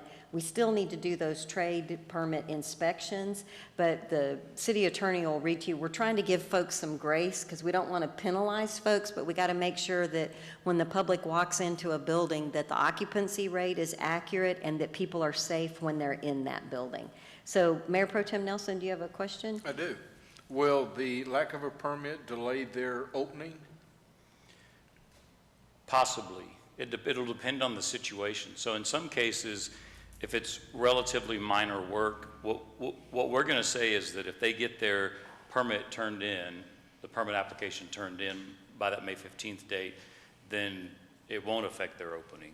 If they don't get it turned in by the May 15th date, then it can impact their opening or impact them staying open. Okay, but there's a little bit of a clarification of that because the way I understood the conversation was if you have, for instance, built a wall in front of a door that was a fire exit, the chief will go look at your current situation and say, given your current situation, here is your maximum occupancy. And it may be a number that's significantly smaller than what it was prior to the work being done.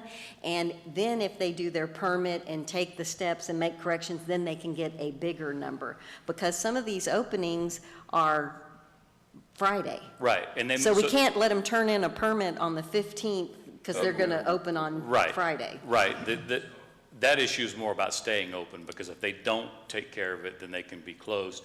As far as the opening, I apologize, you're right, Mayor. The issue there is, and what the fire chief and the fire marshal are planning on doing is not saying you can't open necessarily if you altered something that affects your occupancy, but they're going to give you a new occupancy number. And so instead of it being 100, it might be 50. And then when you apply the 25%, or really it's a 75% reduction, then maybe you can only have 12 people when you can normally have 100. And so that's really where they're going to be impacted, not whether or not they can open. They're going to be impacted on their occupancy number. Well, from a matter of public safety, though, if they removed a load-bearing wall or modified a load-bearing wall, are they going to be permitted to open on Friday? Or if there's an issue that we're aware of, because a lot of these issues we won't be aware of until they actually come in and apply. If there's an issue that we're aware of that the fire department identifies, then that makes the building unsafe to occupy, then yeah, they won't let them open. If it's unsafe, they'll be red tagged. That's the bottom That's what I line. was looking for. Yes, if it's Yeah. unsafe, they will be red tagged. If they have changed their loading occupancy, they are going to be given the safe loading occupancy for their current situation. So for the community and for citizens to know, the folks that have called in will be given an occupancy number, and they will be told to post that number so that the community knows what is the safe number of people that are allowed in there, and then everyone will get an opportunity to practice their math skills and know what's 25%, and when we move to phase 2, what's 50%. But if you have concerns, I would encourage all citizens, whether it's face coverings or the number of people in the building, if you are not feeling safe, I strongly suggest that you leave. And if you have some concerns, then I would encourage you to visit with the manager if you don't see the posting of the occupancy, and maybe share your concerns with the manager. But we always take all calls at City Hall. So that's kind of where we are, but we do not want to penalize our retail or restaurants if they just didn't understand that they really did need to still be getting a permit. We're not trying to make money on the deal. We're trying to keep everybody safe. So with that, Alan, do you want to explain the emergency order that you wrote for me? Certainly. Thank you, Mayor, Council. This entire conversation is about safety. No doubt that the governor's order is about reopening Texas, but keeping in mind the safety of Texans when it comes to COVID-19. The statistic he chose to tie that order to is maximum occupancy, which is all about fire safety. The city of Bastrop has adopted the International Fire Code. It provides a methodology for determining what the maximum occupancy of different type buildings are, and that has applied throughout this state of emergency. The city of Bastrop did not close and take a vacation. Our rules were not suspended during this emergency, yet some people chose to take this opportunity when probably their facilities were fairly empty to do the kind of work that the mayor and city manager described. Under the Texas Government Code, the mayor has the authority to suspend the application of certain ordinances. Laws that you've adopted, she can hit the pause button on through her emergency powers. But that hasn't been done yet. So what do we do now? The description was apt. We have the authority not just to require the permit fees, inspection fees, and then double those. We also have the power of municipal court enforcement. None of our conversation has been geared about criminal enforcement. It actually seems somewhat contrary to the efforts we're making to get our economy going again and help our small businesses. So what you have to consider is emergency order number 6. And what it does is it temporarily suspends the part of your code of ordinances that automatically says for after the fact variances, you have this basically double permit inspection fee penalty. It says that is suspended for the work that was done from March the 25th until today. If the property owner, contractor, or subcontractor comes in and files a complete application for the necessary permits. And if they do that, they're not at risk of getting a ticket issued by the fire department or anyone else. They're not at risk of having to go to municipal court, and they don't have to pay that double fine permit fees. It reserves our right to prosecute these people later if they don't go through this process. This is a very limited opportunity, and it's designed by the mayor and staff to provide an incentive for people who may have just made a mistake, maybe they weren't aware of their obligations, to come in and rectify that. So we can see what's going on, what kind of changes did they make, and get that occupancy number ready for them. We've worked with the fire chief to also make sure that when they get this information, these numbers, we're not waiving our rights to do a full-blown fire inspection someday and go through and look at some of those things in more detail. I think the reality is our staff would have difficulty doing a thorough fire inspection of every single property in Bastrop that needs clarification of what their maximum occupancy is. So this is designed to allow us to create this grace period and be able to move quickly under the circumstances. And it's designed to automatically repeal itself, to expire after the city has finally ruled on the last permit that is submitted for consideration during this window. And so this is a pretty simple opportunity, but the mayor and staff don't take the notion of just waiving city permits or waiving city requirements lightly. And so we wanted to discuss this with you before the mayor takes action. So council, any questions or concerns about emergency order number 6? So I am executing emergency order number 6, and I would very much like it if someone might want to, well, Alan, should we do both emergency orders and then approve the ordinance? Is that the best way to do it? Yes, Mayor, consider both emergency orders because the ordinance captures them both. Okay, so emergency order number 6 is executed, and again, for anyone at home, if you have a question about occupancy, the phone number is 512-332-8679. And Colin, I can't see you, but didn't we post that on our Facebook page? So it's on our Facebook page, and there is also an email. So Chief Rosales and his assistant are both scheduling things, and they will go in and give you a number. As Attorney Borquez mentioned, it's not a full fire inspection, but in pretty short order, they can tell you what your safe maximum occupancy is so that you can plan your business. Okay, council, the other order that I would like us to consider tonight is order 3A. You will recall that last month in order 3, we closed public access to city facilities. The city attorney mentioned that although you can't just randomly walk into City Hall right now because our facility is closed, we are still having scheduled meetings. People can call ahead, people can pull a permit through the drive-through, so there is access to the building, there's just not open access. When I signed this original emergency order number 3, we included parks as a part of the city's facilities that would be closed. This is order number 3A, and right now what I have included in it is opening the hike and bike trails for pedestrians and cyclists.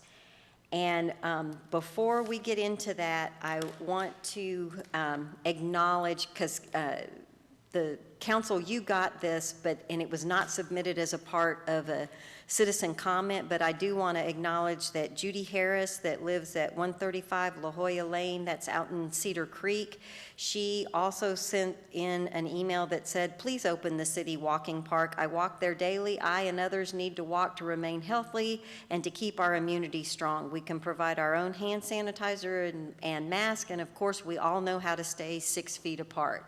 So I just wanted to include that because that was emailed to all of us on this topic. Colin, I think you had 2 things you were going to show for me on 9A.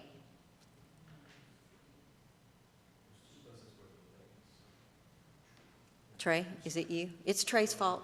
Oh, go back one. What you will see here is the order when Governor Abbott came out and said, face coverings are strongly recommended, but they are not mandated. And he also said that counties and municipalities could not do a fine and could not do jail time. As a result of that, Judge Poppy signed this order yesterday, which took the order that he had written earlier that said that face coverings were mandated and they are strongly recommended. So everybody in the state of Texas is strongly recommended and encouraged to wear face coverings when they are in public, not with people of their household, and if they can't maintain a 6-foot distance. And the mask does not replace the 6-foot distance. It's not one or the other. It's always try to keep the 6-foot and mask, and I think we've heard some of that. While we're talking about it being strongly recommended, I'd like to show you the second slide.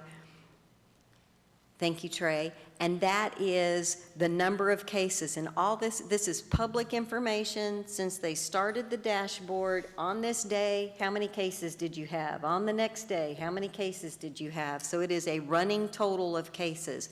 We are at 62 cases. Governor Abbott, when he did Open Texas, if you are a county that has less than 5 cases, you're considered a rural county and you have a different set of rules. We are at 62 cases. We are not part of the 63. City manager's telling me 63. I think when this one was done, it was 62. It went up. It changes. As soon as they get updated information, they update the dashboard. I wanted to show you this when we go into this conversation of what are we opening, because you will recall we closed the parks because we had a conversation about the virus can live on metal surfaces, and it was the CDC guidelines include not opening playgrounds, and so I want us to have a comprehensive conversation. The things that I have received calls and that you've heard in the citizen comments is a request for trails to be open, for the library to be open, for the boat ramps to be open, and for the dog park to be open. I would like to start with the trails. Mr. Job pointed out to me that although the parks have been closed, and we all know there's a few people who have walked around the barricades, the ducks have not been on a COVID vacation. And he has some concern that some of those things that the ducks leave behind, because his staff has not been taking care of the parks because the parks have been closed and they've had other things to do, it might not be quite as pleasant as one might think. So there is some work that staff needs to do. I am a strong believer that we should not open the playgrounds. We have some playgrounds that have fences around them that can be locked. We have some playgrounds that do not have a fence, so it may be signage, it may be a red fence, it may be yellow tape. I would personally would like to let the city manager and staff figure out what's the best way to make it very clear to folks that the playgrounds are closed. But and I am also of the opinion, because of the handrails, I think the bathrooms should remain closed, I think the playground should remain closed, and I think the 2 stairwells into Fisherman's Park should remain closed. I am open to conversation. I did not sign the emergency order that was prepared because I wanted your input and I wanted this to be a council discussion before we made a decision. So let's talk about the trails first. Is anyone opposed to the trails being opened? Councilmember Jackson? I agree with you, Mayor, on what the statement that you made. Because of the rails and things that are going down to Fisherman's Park, I see a danger there. As long as the playgrounds are closed and the distancing is maintained, I don't think there would be a problem. I mean, and the restrooms are closed. My concern is just that if people touch some of the elements and things like that, like the railings or other things, that they will leave that virus behind and people aren't going to be there cleaning after one goes by. But if it's just opening the trails and keeping people off of the playground equipment and off of the splash park, of course, and things like that, I'm okay with that.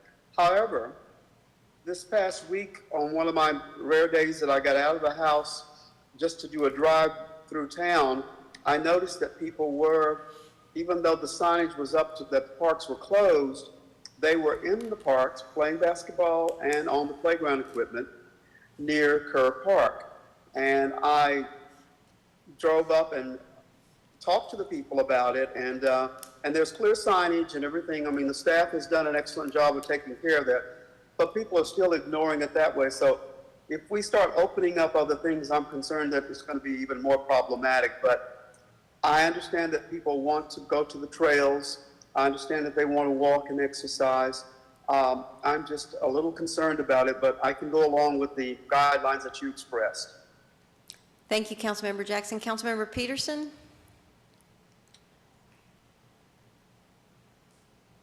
Yes, I agree with Councilmember Jackson that if we start opening it up, I think it's gonna create more problems, but just the walking trails, I can see it.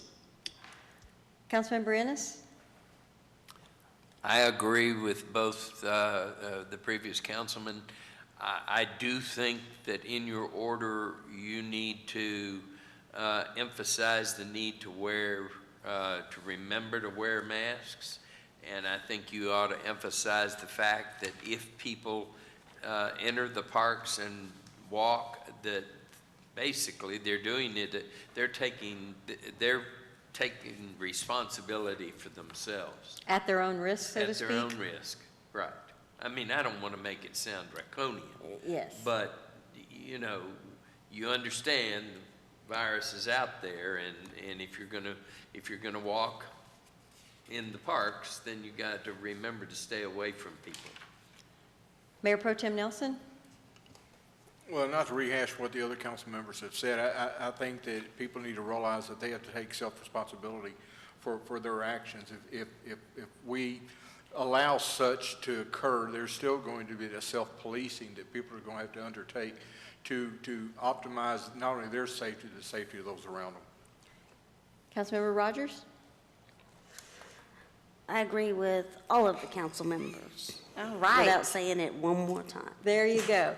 So what it currently says is that hike and bike trails would be allowed for pedestrians and cyclists, and that it also says physically separated by a distance of at least 6 feet and not congregating in groups of more than 10 cumulative, that not together.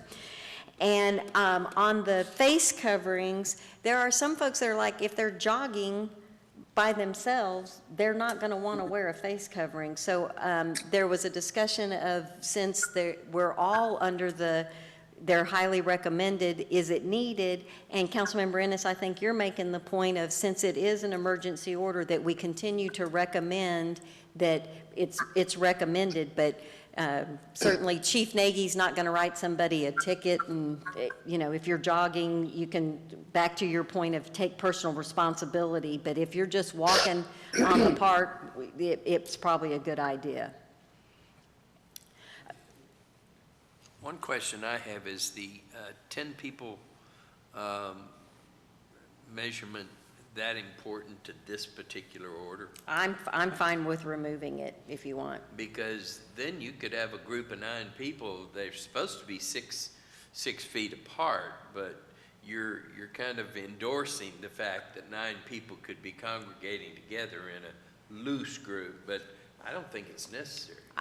One of the things that I've seen consistently, and in all fairness to Attorney Borquez, he wrote this for me well before Governor Abbott's release, but perhaps we say physically separated by a distance of at least 6 feet from other households, because that seems to, you know, if you're a family, you don't have to have 6 feet between you, but that seems to be consistent with what most of his have said. So we would recommend face coverings, households be separated by 6 feet, hike and bike trails for pedestrian and cyclists. Councilmember Rogers?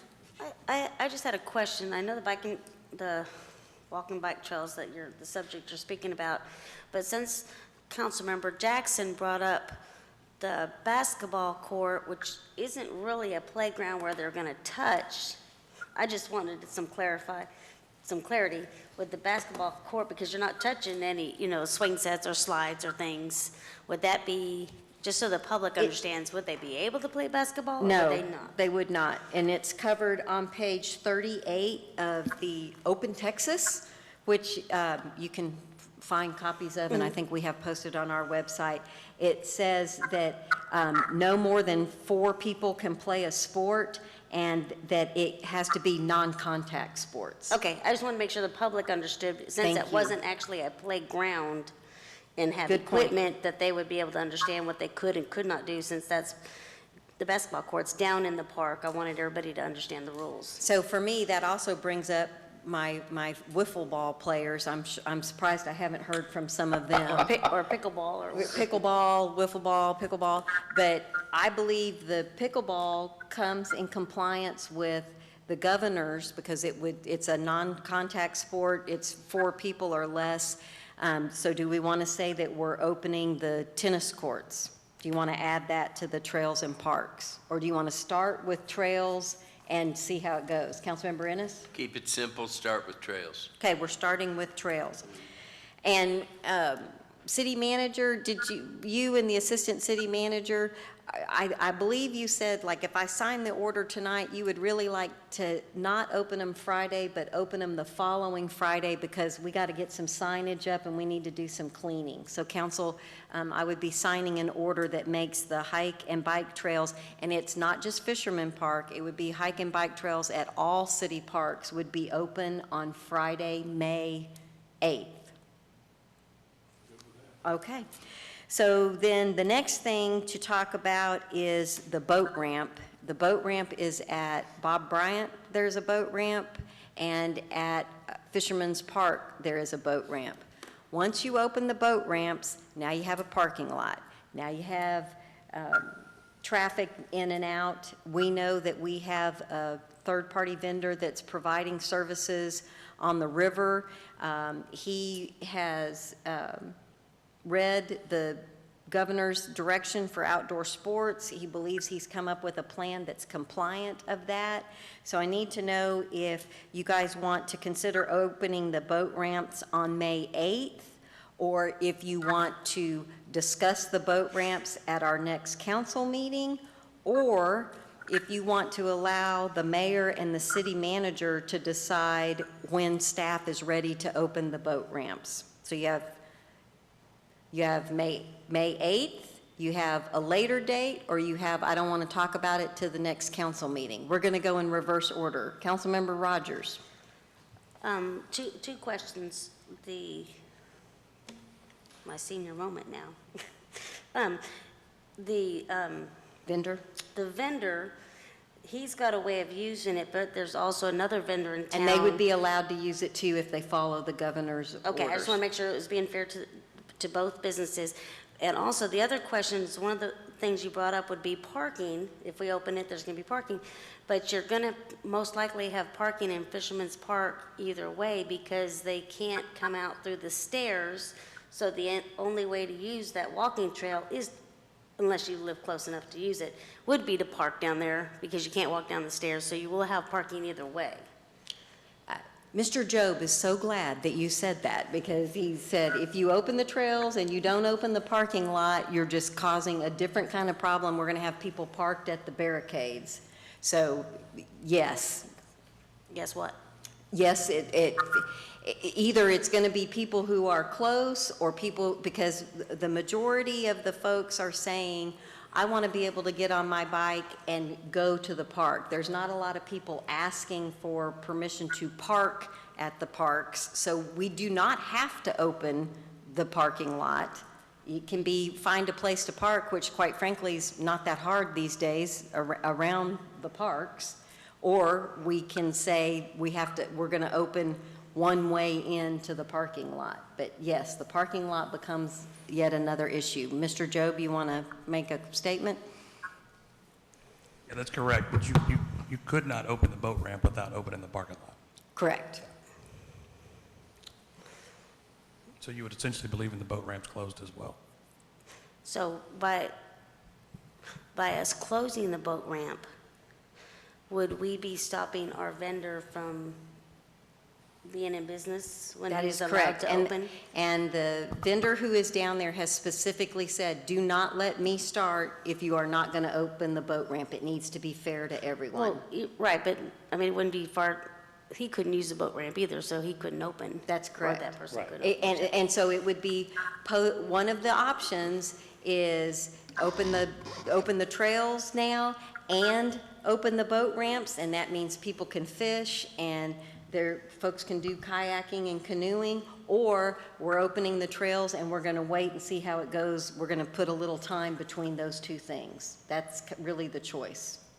Are you mad I've called you first? Do you want? No, Okay. no, I'm just concerned on us standing in the way of small businesses that have been, not being able to operate, and the governor's allowed it, and now we're standing for another week of operation. So I just feel. Sounds like you're leaning towards boat opening. ramps, yes.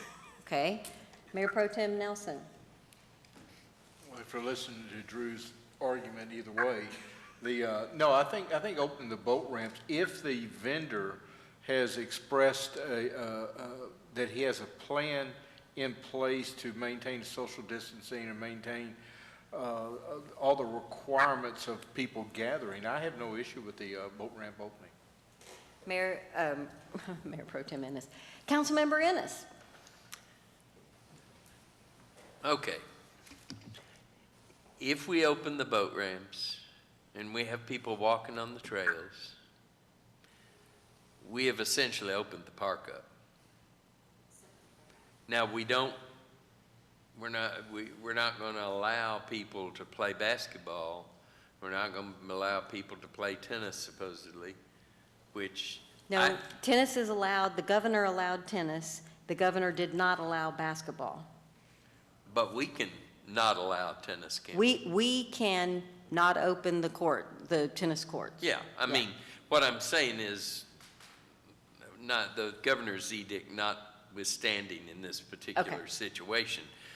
My concern is that we're piecemealing so much of this when we're also charging our folks who are going to be walking and bicycling to take care of themselves and understand that they're doing this exercise at their own risk once again.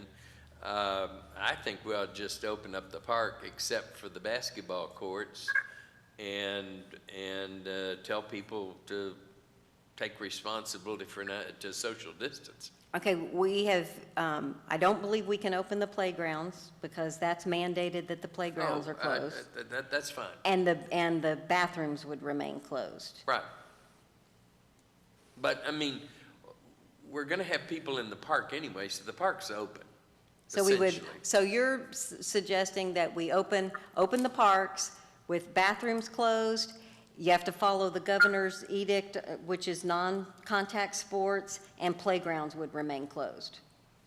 And then we would do that all at one time, so there's not confusion, and we would have that available by May 8th, as soon as Trey makes eye contact with me and says thinks he can do that, and he can.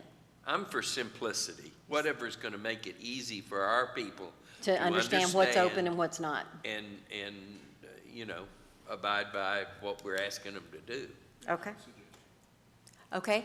Councilmember Peterson.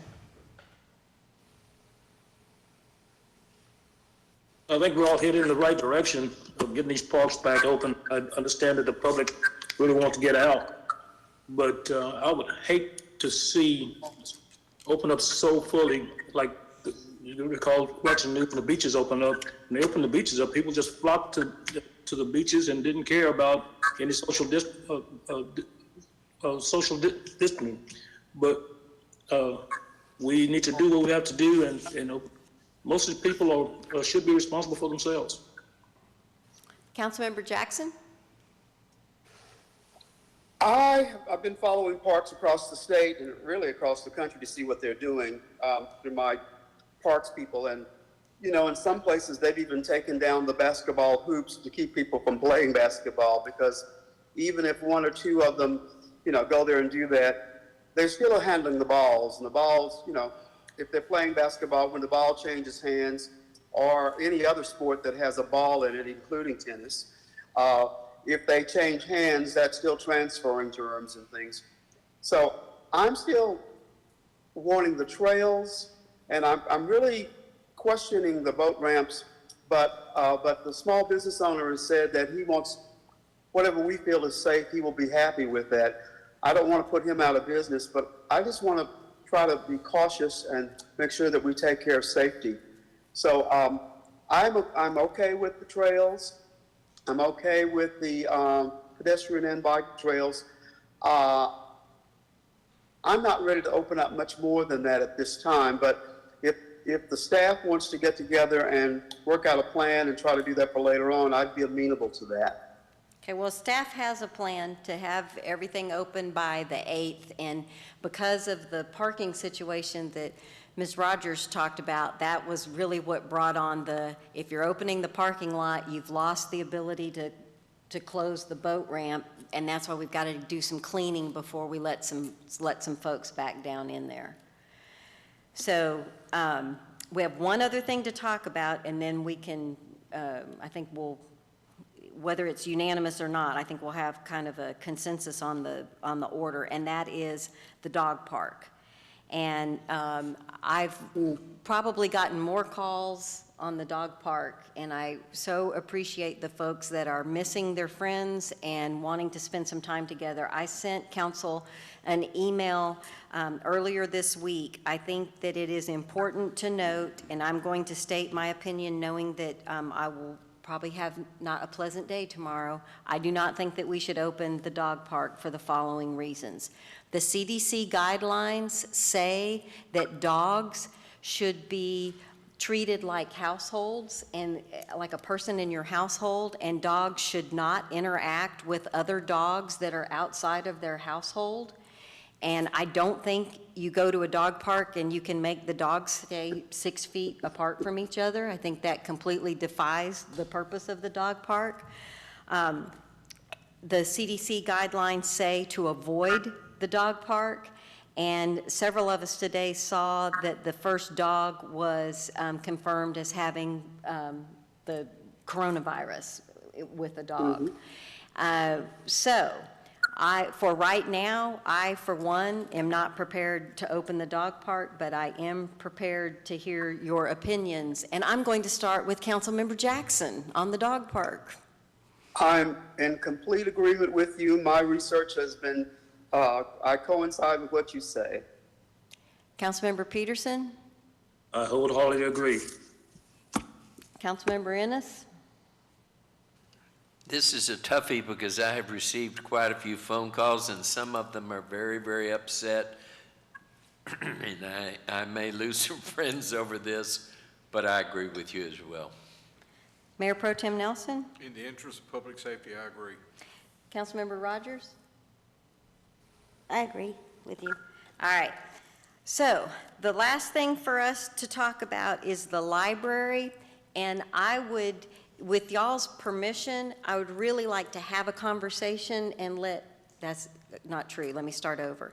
I would like the library to be a separate order because I think that's kind of a different kettle of fish than the parks conversation that we had, and I'd like the city manager to come to me and say, this is what the librarian thinks they can handle, and I will sign that when he's satisfied, and that will be one that you guys ratify at our next council meeting, if you're comfortable with that. Because I believe on the library, if staff is okay and the city manager's okay, we're okay. Is that a correct assumption? Everybody cool with that? Nods yes. Councilmember Peterson and Jackson? Okay. So our intention is to open the library as soon as library staff is prepared to do that, and we'll use the city manager's advice for that.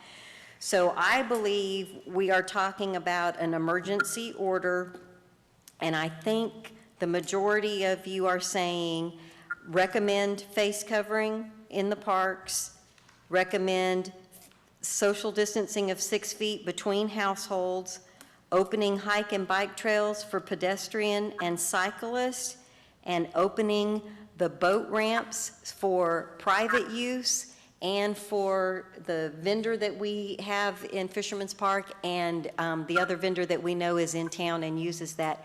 But any vendor must comply with the governor's ordinance, the governor's directive, and that's on page 38. And and that would be opening them on Friday, May 8th. So that's the order that I am prepared to sign. So I have signed 3A for the trails and the boat ramps on May 8th, and emergency order number 6 for the occupancy discussion that we had earlier. While keeping the playground and while keeping certain. Yes, yes, sir, thank you. Things And that closed. means that per the governor's order, basketball courts are closed, that the bathrooms remain closed, that the playgrounds remain closed.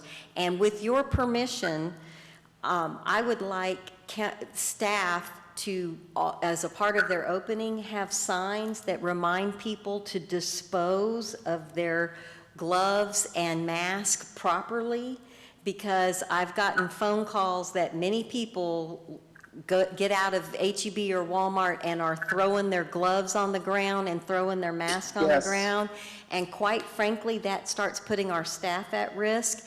And if it gets really bad, I fully expect staff to say, we can't keep up with the mess. And I am looking forward to that not being a problem, but I want the city manager and staff to know that they're empowered. If it gets out of hand, we're just going to have to close it again. Yeah. Okay. City Attorney, are you with me on those? Okay. So with those two emergency orders, I am looking for a motion for ordinance number 2020-11. Madam Mayor, move to So adopt the moved. first and final reading of ordinance number 2020-11, ratifying temporary emergency orders 3A and 6. I have a motion from Mayor Pro Tem Nelson and a second from Council Member Jackson. Is there any further discussion?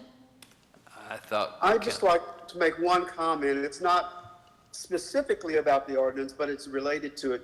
As far as the face coverings, I'd just like to remind merchants and businesses that they can, even though the governor has strongly suggested that people wear them, they can, I think as a business owner, they can demand, like they do with no shirt, no shoes and all of that, they can ask that people come in with face coverings. And Absolutely. I would like to let the public businesses know that. I had a discussion today with some businesses that were asking if they could still demand that with that in mind, and I told them that I felt they could. And in fact, I said that I would, if there was a business or a restaurant or something that did not have face coverings, I probably would not patronize that business. So just wanted to make that point. Thank you. And we had that discussion with Attorney Borquez, and he confirmed that any retail establishment, any restaurant, they can refuse service to someone who doesn't want to comply with their safety measures. Councilmember Ennis, did you have a comment? Okay. All right. I have a motion and a second. Any further discussion or questions? Madam Secretary, if you will call the roll. Mayor Pro Tem Nelson, Yes. Councilmember Jackson, Yes. Councilmember Ennis, Yes.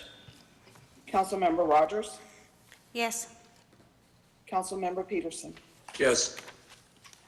Motion passes unanimously. Thank you, Council. I truly appreciate you being involved in these emergency orders. We will get them posted on the website so the citizens know what we have told them. And I know, City Manager, you'll work with our communication folks for so somebody doesn't have to read through the legalese, but Right. make it simplified and keep our good communications going.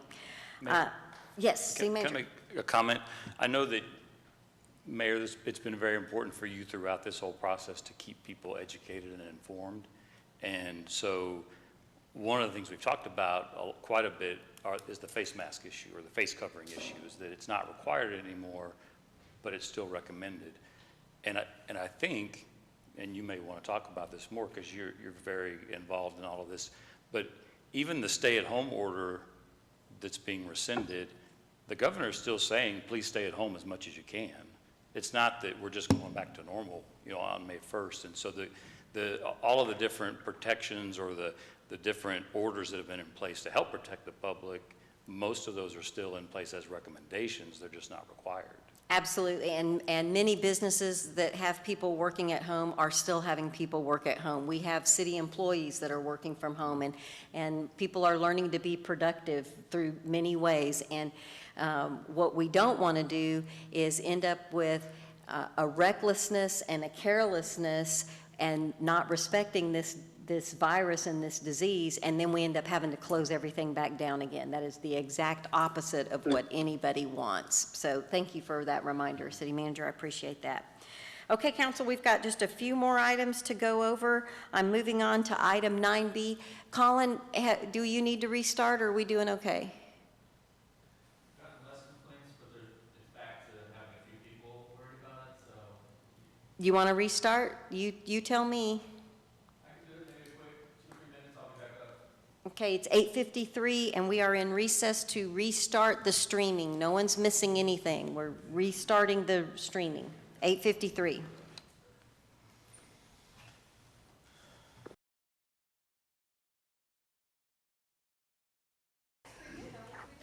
Okay, it is 8:56, and we are back. Again, we just restarted the streaming, trying to make sure that those of you at home are having the best viewing that you possibly can. We are on item 9B, consider action to approve the second reading of ordinance number 2020-09 of the City Council of the City of Bastrop, Texas, continuing the curfew for minors as established in ordinance 2019-56, Article 8.05, and providing a penalty not to exceed $500 for each offense, providing for findings of fact, adoption, repealer, severability, and enforcement, establishing an effective date, proper notice, and meeting. Chief Nagy. He's back. All right, we ready to go? It's his stand-in. Ms. Peterson, you gonna vote for Bill? No. We're still, we have a quorum, so we can continue. All right. Chief Nagy? We'll go ahead and get started. What I wanted to do is bring forward some updated data that we had got from the Bastrop Municipal Court. And so I've got a graph over there. So from 2010 to 2015, across those 5 years, the Bastrop Police Department and the BISD Police Department, we wrote 328 citations. On the very bottom line, you'll see from 2016 to 2020 year to date, the Bastrop Police Department wrote 57 citations, BISD wrote 185, for a total of 242 for those 4+ years. I took a sample size and analyzed the data, and for the Bastrop Police Department, daytime versus nighttime was just at about a 50-50 split. And then I did the same for self-initiated activity, and then also calls for service, and that turned out to be about a 60-40 split. So from 2010 to 2015 compared to 2016, 2020 year to date, there's about a 35% decrease in violations issued. And I want to reiterate kind of the same thing I had done 2 weeks ago, that there is real kind of 4 major goals to the curfew. The first is just to keep the minor in school. We also want the minor not to be a victim of crime, the minor not to commit crime, and even prevent the minor from being accused from a crime. That's also important as well. And I know just on a personal level, I've got 2 children, and my oldest is, she's 20, but when she was a minor age, I used the curfew to make sure she could stay at home. And if that didn't work, I even used the provisional driver's license holder for anyone between 16 and 18, because the state says that they can't be driving between midnight and 5 a.m., so I kind of got them twofold. I spoke intensively to Chief Bunch, and he wholeheartedly supports this ordinance. And he even explained that it was one of the only avenues to bring some of the minors back to school after they had just walked off. That gives them a good mechanism to get them back into school. One question that had come up last time was reference businesses being accountable for minors on their property. So I do have a recommendation. I think we should add intentionally to section 8.05002 offenses C. And I've got a copy of that here for you. That's going to be a late minute change. And you'll go ahead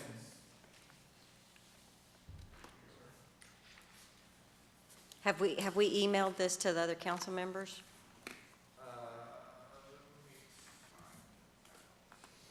This is an easy enough change. I think you can just read item C and read it read it the new way. Okay. The owner, operator of any or any other person in control of a public place or establishment commits an offense if he or she intentionally, so intentionally is going to be the new word, intentionally and knowingly allows or permits a minor to remain upon the premise or public place during the curfew hours. And in layman terms, what that does is that means the person is purposely harboring minors that should be in school on their property.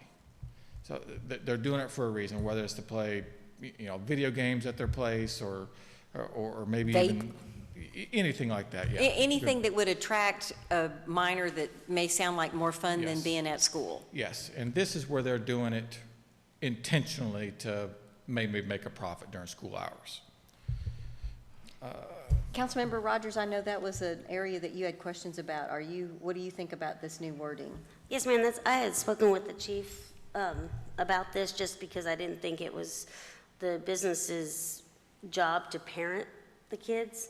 But, when we discussed it, it was whether I intentionally hide them behind my register to eat candy or whether they came in, So that's why I like the word intent. That way they don't get in trouble unless they intend to get in trouble, intend to break the law. So, yes, I like the new wording. And Chief, I think you told me that we haven't ever written a ticket to a business because we have responsible business owners, but this would keep us, if we did ever end up in a case where we had someone that maybe wasn't making good decisions, this would give you an avenue to have a cause for correction. Yes, that's correct.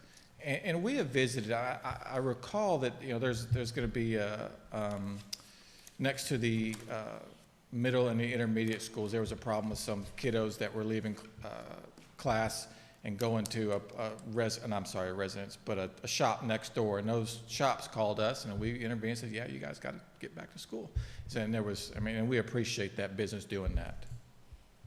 I'm so happy with our it's nice that we have good business owners like Councilmember Rogers in our community. Yes, yeah. And I wanted a couple side notes. As I really read a lot of information about this ordinance, and something I am going to do is we're going to train our officers on the McKinney-Vento Act for homelessness assistance. And after training, the officers will be able to better understand homelessness as it pertains to minors during any type of investigation and not just curfews. So that's something that did come to light that I wasn't real familiar with in the past, that just as I reviewed this ordinance and reviewed the data, I think we can use that on all cases, or at least the majority of cases, not just curfews, so we can serve the youth in the community better. So that wouldn't be a change to the ordinance, that would just be a revision to your training? Yes, that's just a revision of training. I thought it was important to let the community know that we're doing that. Okay. Lastly, the same as we use discretion, we use common sense, and we use spirit of law. And then just because we're investigating a curfew violation or any violation that is for a youth, for a child, or for a juvenile, doesn't mean that it's a negative experience for that. That is quite the contrary. The Bastrop Police Department, myself as chiefs, and I think all the chiefs before, is when we talk to juveniles or we're interviewing juveniles for curfew or for any crimes, we want that to be as positive as possible, and we really strive to do so. Thank you very much, Chief. Council, I, too, have done some additional investigation. I want to publicly thank the Chief. He and I participated on an hour-long call with Texas Appleseed and some folks from the, I believe they were from the Austin Justice Coalition. And it was a solid hour phone call about our ordinance and some concerns that they had.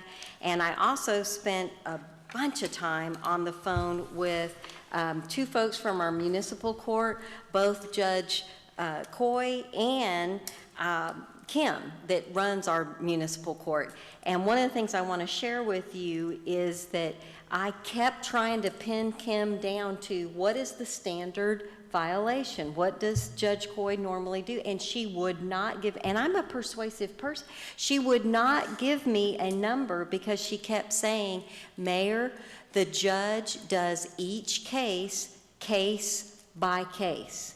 So it wasn't like, oh, it's just he always gives them a $50 ticket.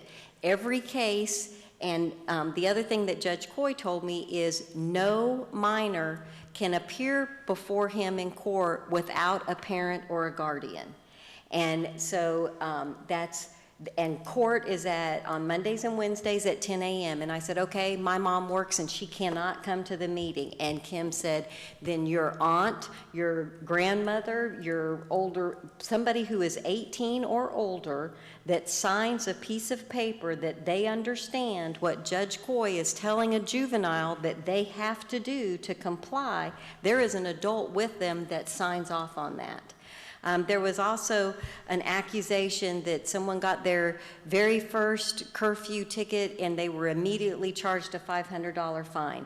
I was told there is no record. They won't tell you any specifics because guess what? They're juveniles, so it's all protected information and their records are closed. I understand from Mayor Pro Tem Nelson that can be a good thing in your life if as a juvenile that record is closed, but I digress. So she explained to me that when they appear before court, they're given 90 days. Even though it can be 6 months, he always gives them 90 days to comply because if they happen to mess up, that allows him to give them a second chance to comply before a warrant or you move on to the next process.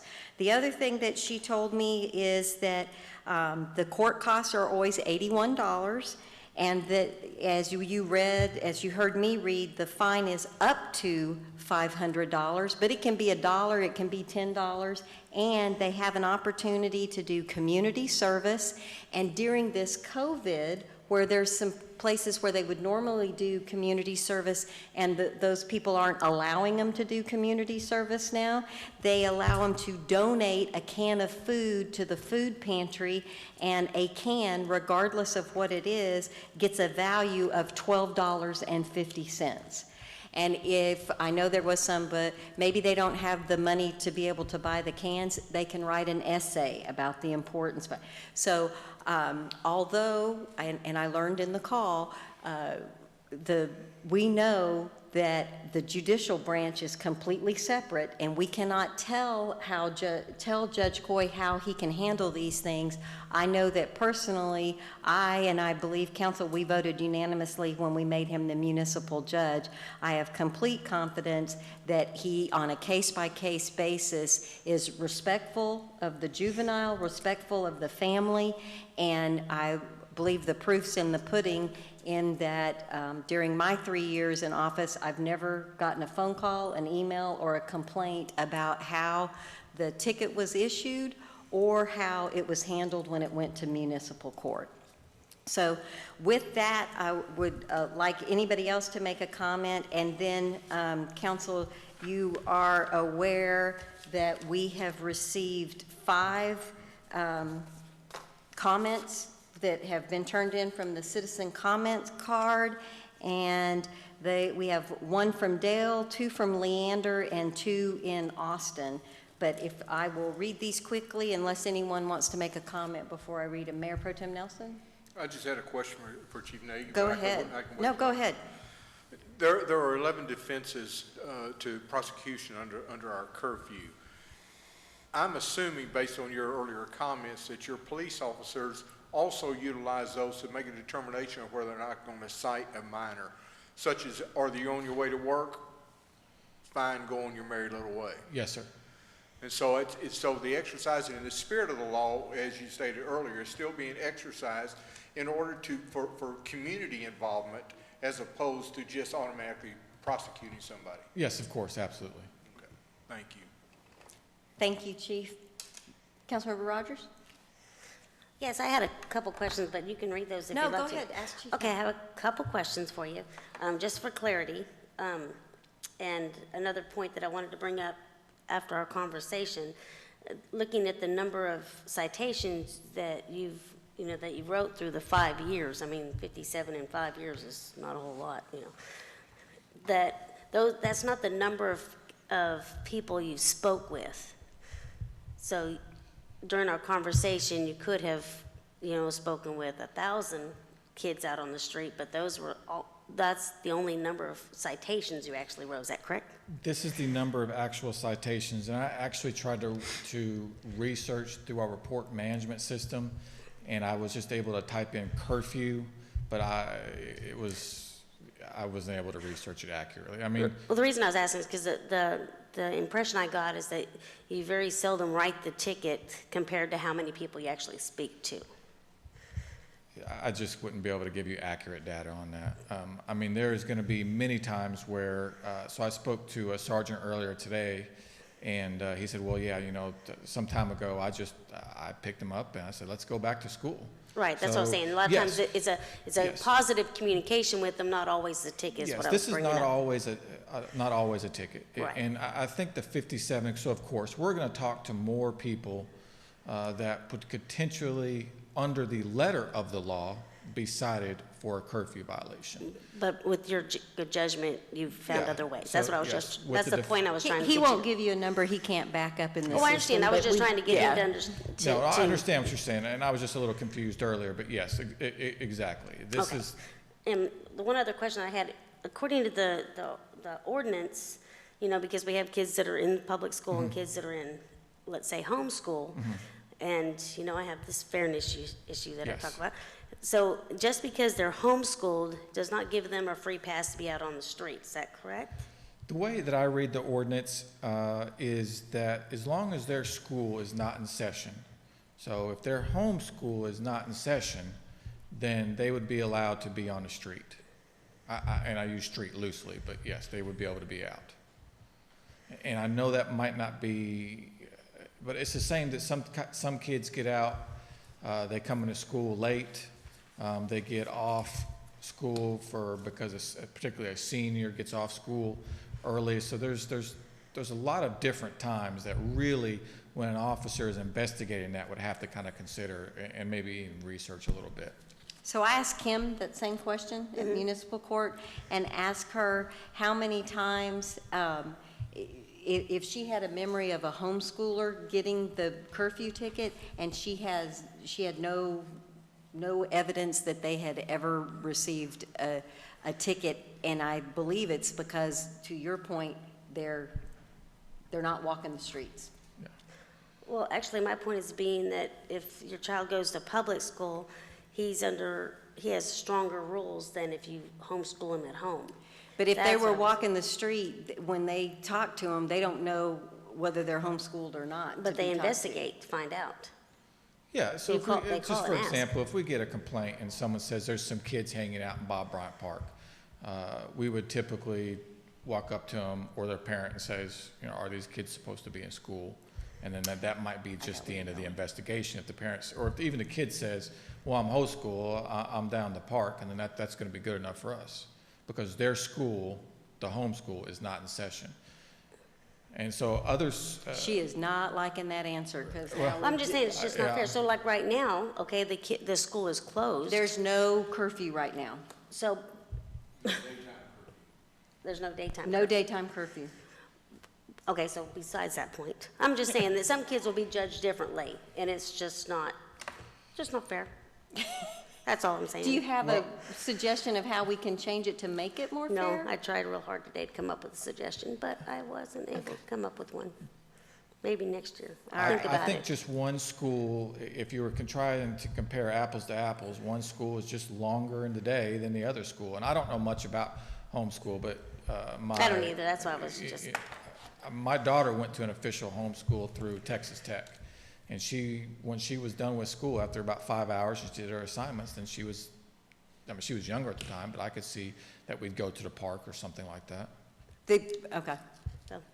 Well, Okay. if you come up with a way to make it more fair, I think and that was one of the points that I wanted to make when there was some calls about it. There seemed to be some urgency around this particular, the fact that it's 3 years and we're renewing it. But this ordinance, like all of our ordinances, as we've shown with the citizen comments that we got tonight, if someone has an idea, if Chief Bunch, if someone at BISD says it would really be helpful if you would make the following revisions, I know that council would be more than willing to put it on the agenda at any specific time. I think we would like those suggestions to come from BISD administration. After they've had a chance to review it, I appreciate that Chief Nagy spoke with Chief Bunch, but our efforts are to make things as fair as possible. I just had one last question, I'm sorry. During the curfew, I was a little confused about one of your comments tonight. You said that BISD, if we didn't have the curfew, they wouldn't have the tool to use? That's correct. So if a BISD officer came across a child that should be in school, if we didn't have a curfew, they couldn't take them back to school for truancy or whatever? So when I talked to Chief Bunch, he basically, some of that truancy law is no longer law. And so what they use is if a minor goes off the campus and let's say they refuse to come back and they're being defiant, then they can use our curfew to go ahead and get that child back in school. And what Chief Bunch says is they're not just arbitrarily issuing citations either. They're looking for the child that's being defiant that needs to get back on campus. Okay, I just want to make sure I understood because I didn't realize that until you made that comment. So, okay, thank you. Any other questions for Chief Nagy? All right, I'm going to read the citizen comments. The first comment is from Daniel Criswell. He completed his address as 183 Pearson Road, and I want to give special thanks to our Secretary Franklin. She called and found out that 187 Pearson Road is in Dale, Texas. And his item is with regard to 9B. I believe this is wrong. There are homeless youth. Please cancel 9B.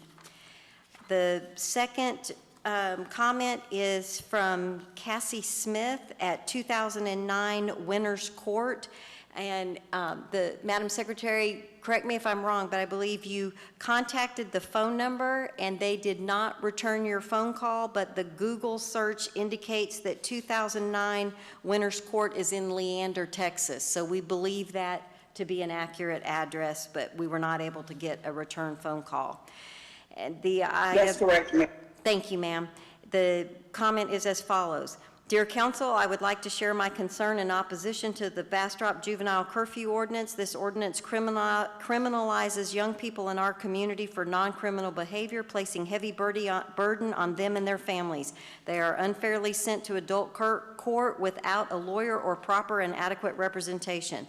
The vast majority affected or ticket cannot pay for the ticket itself and adequate representation, which further marginalizes this community. Let me be clear and express that mandating curfews will not, and over time has proven not to be effective at reducing juvenile crime. I urge you to vote no on renewing the ordinance. I am a social worker and a social work educator. It is about time that I see true change happening during my lifetime. You can make that happen by voting no to renew this ordinance. The third comment is from Amy Kathleen Smith that is also at 2009 Winners Court, so we believe that that is in Leander, as I mentioned. Dear Council, I would like to share my concern in opposition to the Bastrop Juvenile Curfew Ordinance. This ordinance criminalizes young people in our community for non-criminal behavior, placing heavy burden on them and their families. They are unfairly sent to adult court without a lawyer or proper and adequate representation. The vast majority affected or ticketed cannot pay for the ticket itself and adequate representation, which further marginalizes this community. Let me clear and express that mandating curfews will not, and over time has been proven not to be effective at reducing juvenile crime. I urge you to vote no on renewing the ordinance. I am a social worker and a social work educator. It is about time that I see true change happening in my lifetime. You can make that happen by voting no to renewing this ordinance. And the next is from Christian Caballero. She was one of the people that Chief Nagy and I spoke with. She is at 7117 Sienna Rouge Path, which we believe to be an Austin address.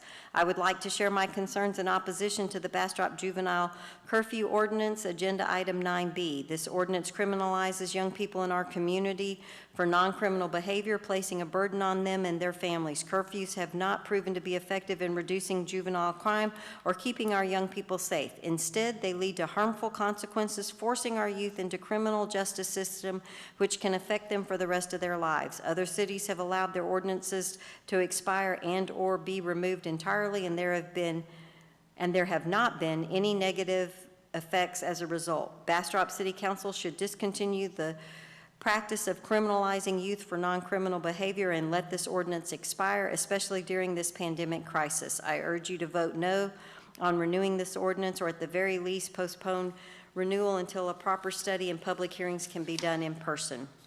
The last item I have is from Alicia Castillo at 3204 K Street, Austin. I believe she was also on the call with us. Her comment is as follows. Thank you for taking time to read our comments. I am writing in opposition to Agenda Item 9B. I appreciate all the strides Bastrop has taken to protect youth as alternative community service programs.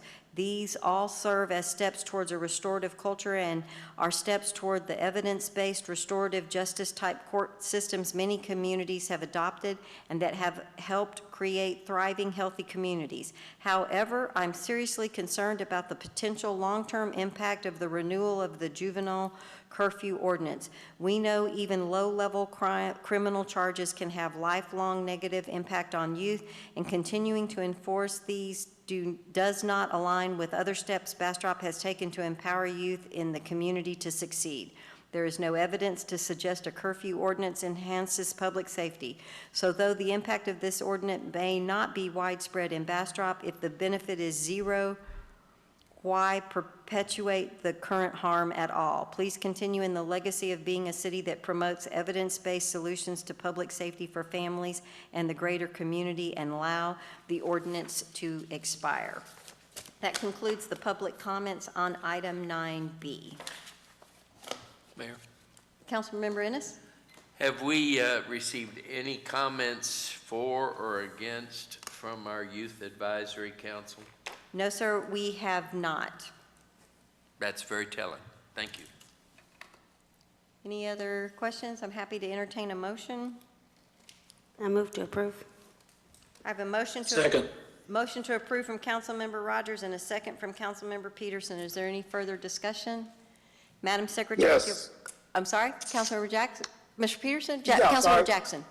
I was going to say that, the majority of the people although I respect all these people's rights to make their comments and everything, I have received a couple of people in town talking about it, but I just don't see the problem with the ordinance as it is, and so I'm going to support it. So that's all I have to say.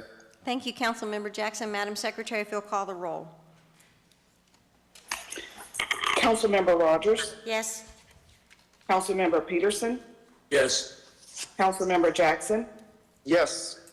Councilmember Ennis? Yes. Mayor Pro Tem Nelson? Yes.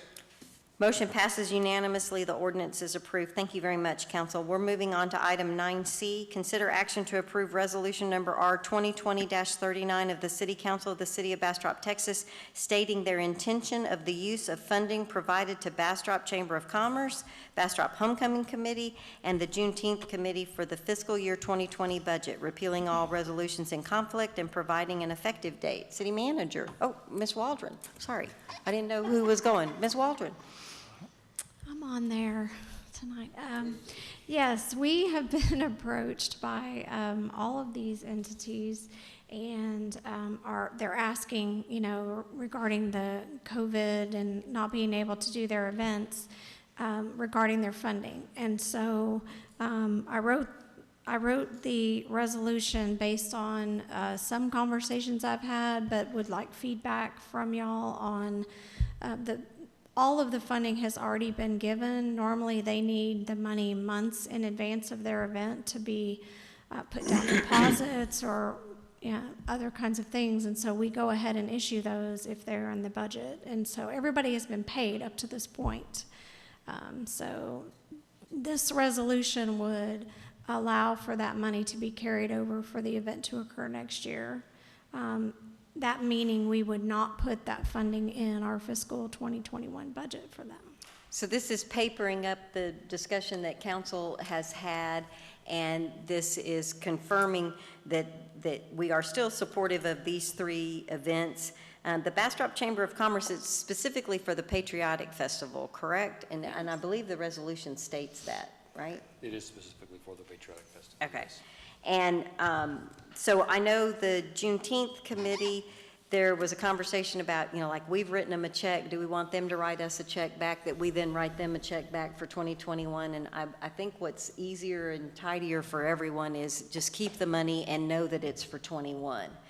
The homecoming, my understanding is that they are possibly looking at an October date. Correct. And the understanding would be if they have homecoming in October, that would be fine, and then they would make a request for funds, and we would handle that in our budget. If they aren't able to have their event, they would make a request for funds in 2021. City Manager, do you want to speak to the Patriotic Festival? Sure. The Chamber of Commerce, when I spoke to their representative, and this came up at the last council meeting, they had talked about moving or doing a fireworks type activity in September for around Labor Day or Labor Day weekend. And so they had talked to the fireworks company about moving their fireworks display to September 5th. So when I spoke with them, I said that the council had talked about that in a good amount of detail at the last council meeting. And the money, one that we wanted to emphasize as money was for a July 4th, or actually July 3rd in this case, celebration. And that if they wanted to do something else with it, that's something they would have to request of the council, and that, in my opinion, didn't sound like the council was excited about that idea, but that they could make the request if they decided to. I also requested a copy of the contract that they have with the fireworks company, and what it turns out is that because they were saying one of the reasons they were talking about the September 5th date was that if they canceled the order or canceled the contract, they would lose their deposit, which was $5,000, and they didn't really want to lose that deposit. When I looked at the contract, it states that if there's a weather situation that causes the fireworks to be postponed or altered somehow, you can change that date within 6 months, and then they'll honor the contract. Otherwise, you can lose whatever your deposit is. But there's another section that states for other issues, acts of God, the same language you always see in contracts about if something out of the control of both parties happens, then it says that actually neither party is then bound by the requirements of the contract. So it lets both parties out of the contract. And so I pointed that out to the Chamber of Commerce and said, it doesn't look like you have to move it to another date like you're thinking of in order to not lose your $5,000. Talked to the Chamber representative again today, and the conversation was that they had talked to the fireworks company and that they told them that 95% of their customers are still moving ahead with their fireworks displays on or around the 4th in that time. I think their conversation was about because of the moves the governor's making and the trying to open up the state and some of those things. And so my comment was, I think that you have the opportunity to cancel the contract if you decide to. Another option would be if the chamber wanted to say the July 3rd event's back on, is that something that could actually happen? My question to them was, could you actually do that? Could you pull that off in the next 60 or so days? And the response was, if we did, it would just be kind of the old version of the activity. Instead of having a day-long celebration or kind of a day-long party and all the other events that go with it, it would just be a fireworks display. And so they said that that's what they would probably have to do. And so what we talked about was there's a couple different options here, and they didn't really give me a final answer on which way they would like to go, but just for council's benefit, the options that I think are on the table is that they could go ahead with the July 3rd is the date that's this year, would be July 3rd. Go ahead and plan that, publicize it, and have all of that kind of rolling along towards July. And if everything's good at that point, then the activity could go on, and then we could have that community event. And there's some argument that that could be a good thing to do if we are in a good place at that point. It's kind of a way for the community to get together and have some of that. The fear, of course, would be is that sometime between now and July, things either don't get better to where they're back to normal, or maybe they even get worse. And I think if that were to happen, they would have the opportunity to cancel. And again, my reading of the contract and looking at it, it looks like there's a way out for that.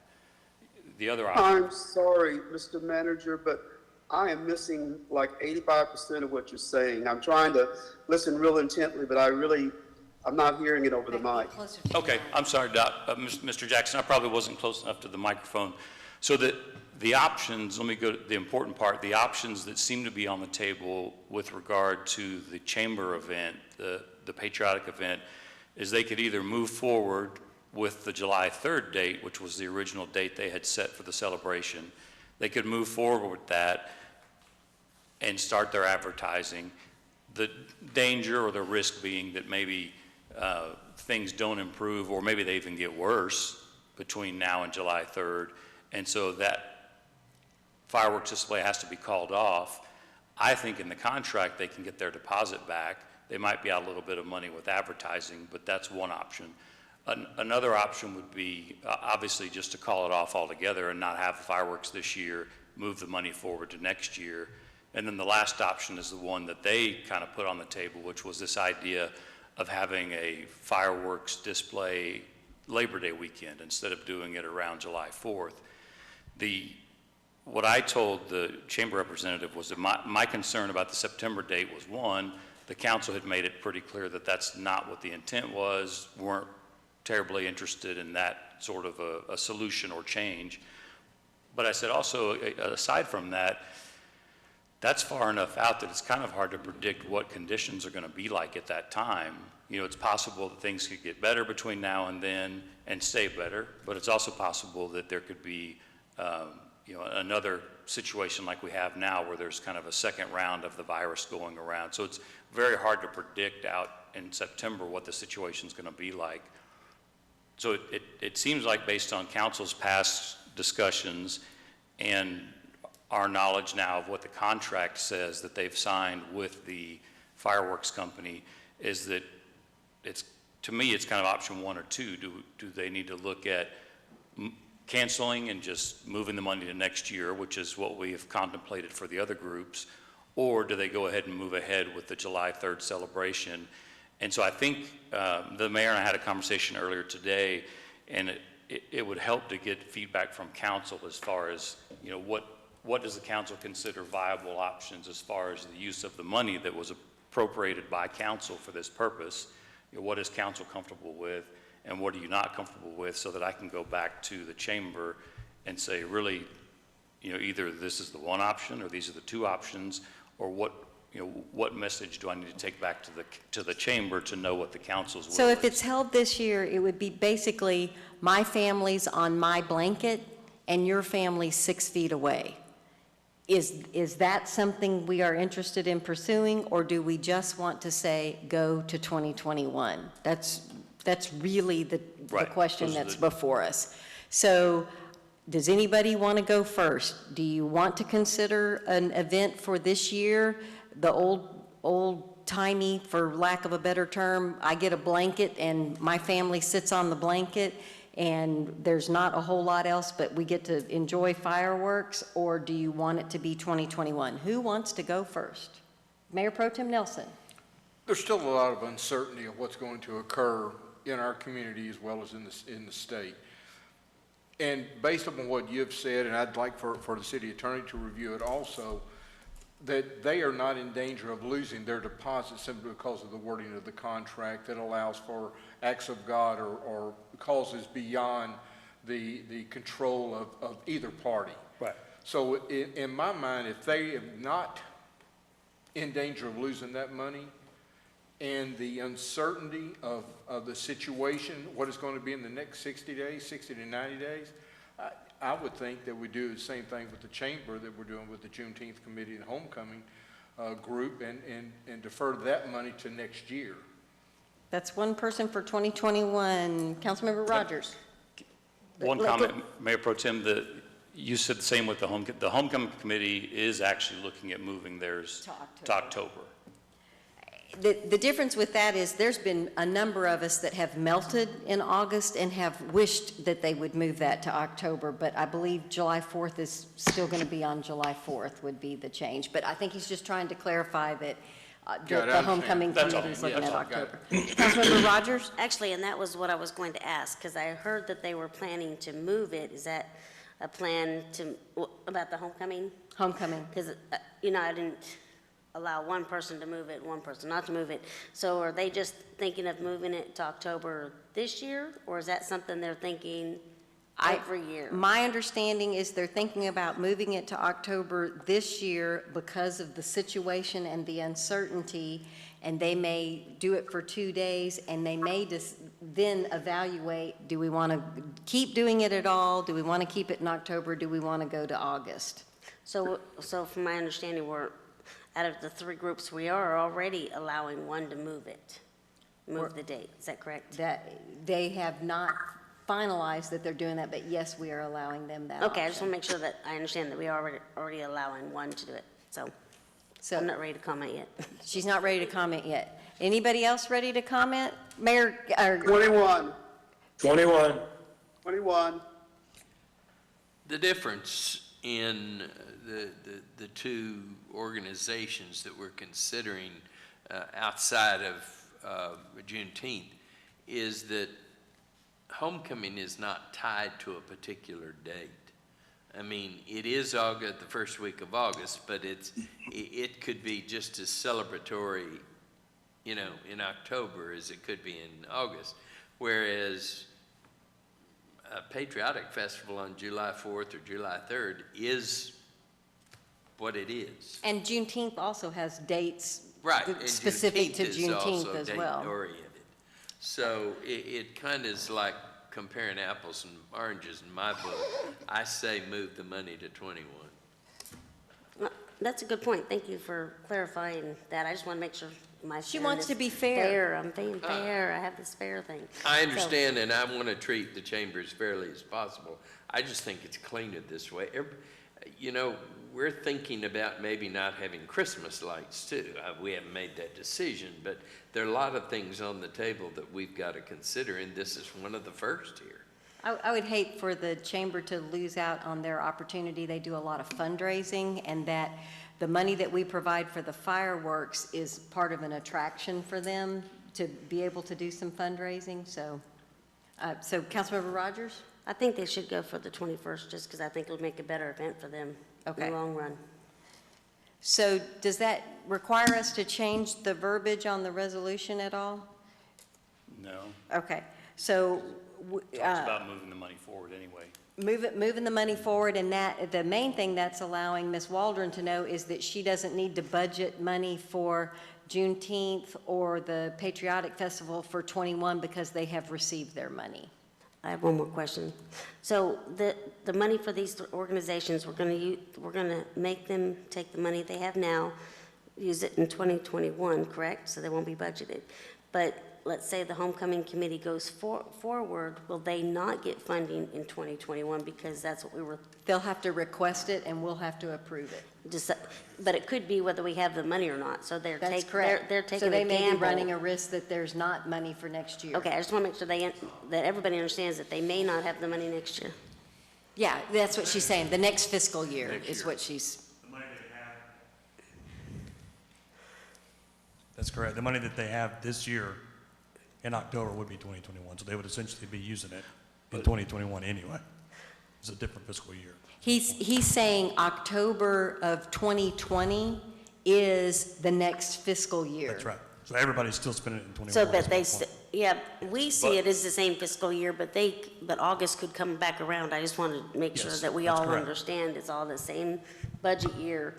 And if you use it. And if they you're- want, and so if they spend fiscal year 20 money in fiscal year October 21, they can make a request for money to spend in August if they decided to go back to August, but they may not get it. But that would be double dipping in the same fiscal year. That is correct. Well, sort of. Both of those events would fall in the fiscal year, but they're going to spend. Not unless if they do it in October, it'll be in fiscal year 22. If it's in August, it won't. The It would money be was double encumbered dipping. in 2020, though. Right. That's the point. The money Right. was encumbered in 2020. Whether or not they spend it in fiscal year 20 is moot. in regards to this conversation. Right, but what the city is looking at, we may not be able to fund those things That's next correct. year. That's a whole other issue. So depending when they spend it, they still may not, August of 2021 is going to come around, you might not have any money in case of having, I just want to make sure But we're all. they'll know in- that in October, they'll know that when we approve the budget. I'm just trying to make sure everybody understands that once, just because it's in 21 doesn't mean it's a new pocket of money. She just doesn't want anybody coming back and saying, but you didn't tell me that. Yeah, It's just that's what I'm trying to say. everybody All on the those same words to say page. that. Okay. It's fair. Yes. Everybody's going to 21. I do, Fiscal year. Yes, maybe in 2021, we'll have something to celebrate. yes, There you go. I do want to make sure that it's assuage all concerns and fears relative to the loss of that $5,000 deposit. I want to make clear that the contract has clarity that this act of God does not preclude them or does not cause them to lose their deposit. There's force majeure. Force majeure. I mean, that's my earlier conversation indicated it wasn't a force majeure, it was an act of God, and that's why I'm using that term. Both of those terms are. Were they really? Then I stand corrected, Madam Mayor. Councilmember Ennis? So the bottom line is, it is the chamber's decision whether to pursue that $5,000 or not. That is a good point. We are not involved in that contract. The city manager got a copy of it, but it is the chamber's issue to resolve getting that back and. I'm just saying that on the same line as wanna Councilwoman be clear. Rogers. Clarity. Okay. And so along those lines, we are not issuing permits before July 15th. There is a global pandemic. There seems to be a tremendous amount of effort that says that this is not going to happen in 20. Okay, I'm happy to entertain a motion. So move I have that a we mo- accept the ordinance as written and discussed. I have a motion from Councilmember Jackson Second. and a second Second. from Councilmember Ennis. Oh, Councilmember Peterson. All right. Resolution 2020-39, is there any further discussion? Madam Secretary, if you'll call the roll.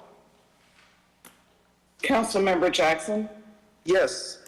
Councilmember Peterson, Yes. Councilmember Ennis, Yes. Mayor Pro Tem Nelson, Yes.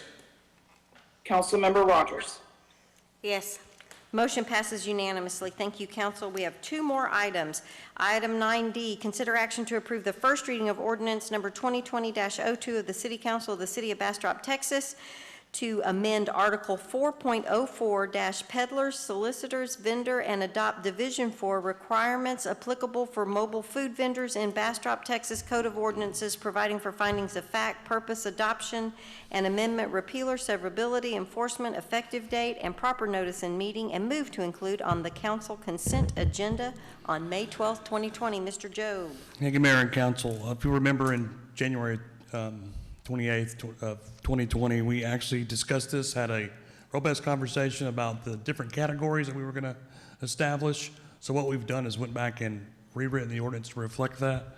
If you remember, we talked about removing the hours of operation, clarification of those three categories, organizing the ordinance to be codified in Chapter 4 because it was originally part of the B3 codes, but we're going to put it in with the peddler and vendor's permit.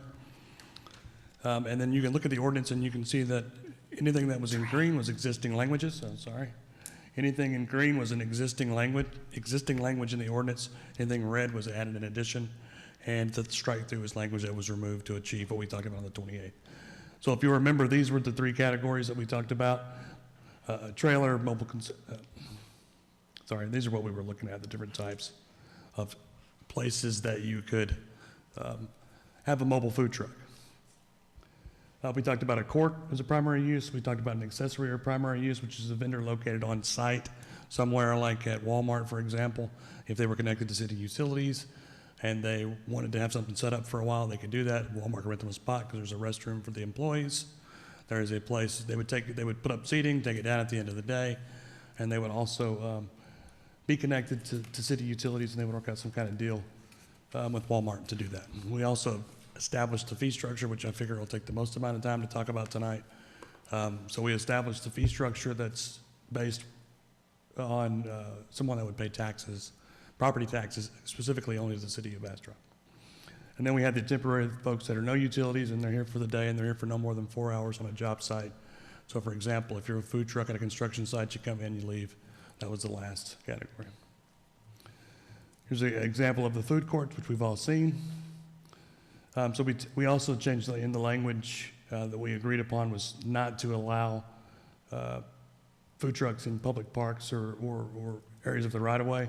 Now that would be part of the Public Works Director's discretion to have something in the park, much like a special event or a vendor space, like we had talked about in the past. So if we want to bring that, we'll bring a vendor permit, and they may want to be a customer of ours as long as we provide the same site elements. We're going to have to provide proof of the regular maintenance from the contract. So for a commissary approved, and what that means is we've amended that just slightly so that you don't have to have a designated commissary, but it has to show proof of where you received it. So if you're a snow cone stand or for shaved ice, for example, you don't necessarily have your food made in a commissary kitchen, but you order your stuff from Costco. So you're gonna have to show, hey, I got my stuff from Costco, I got my ice from Ready Ice, here's the machine I grind it on. That was kind of stopping those type of vendors from being able to apply, so we fixed that. The items, again, that we discussed was the connection to utilities, the site elements, the competition with brick and mortar, and the associated fees. Again, the site permit for the mobile vendors that are at a court would be annual. We talked about monthly, or we have established in this ordinance monthly fees for the other temporary. Or you could also establish it per week. And then we also changed that the vendors must be removed daily if there's someone that's there for less than 4 hours. So with that, I'll be glad to take any questions on the fees, which I think we'll get to. And you can see how we broke that down. We went to the property tax that was paid to the city by brick and mortar restaurants. We just plucked some out of the air. And they do pay more property tax in this. This is what they pay specifically to the city of Bastrop, right? And it's just rounded to the nearest thousand. So what we did was we take an average, and if you were to pay $175 a month times 12, that's where you would come up with something close, $2,500, something like that, in fees, which is reasonable. We had an average of cost of, anywhere from $3. And specifically, these type of trucks don't compete a whole lot with a sit-down restaurant, but they will with your fast food. So that's why we threw a couple in like Wendy's or Panda Express, and you can see they pay about $6,000 a year. We can raise the fee, we can lower the fee. We just started right here. We're looking for some input. We're all looking at you, Councilmember Rogers. I am totally confused with the fee structure that you have right there. I'm not understanding the mobile food court vendor person. So that's the person that's going to have a spot in the food court, is that right? So I can go through them. So the mobile food court and mobile food vendor in the first category is a $60 a month fee or a $600 per year annual fee. So what that does, because the property owner is going to build a site, they're going to build site element improvements, they're going to put parking, they're going to put seating, they're going to put a restroom.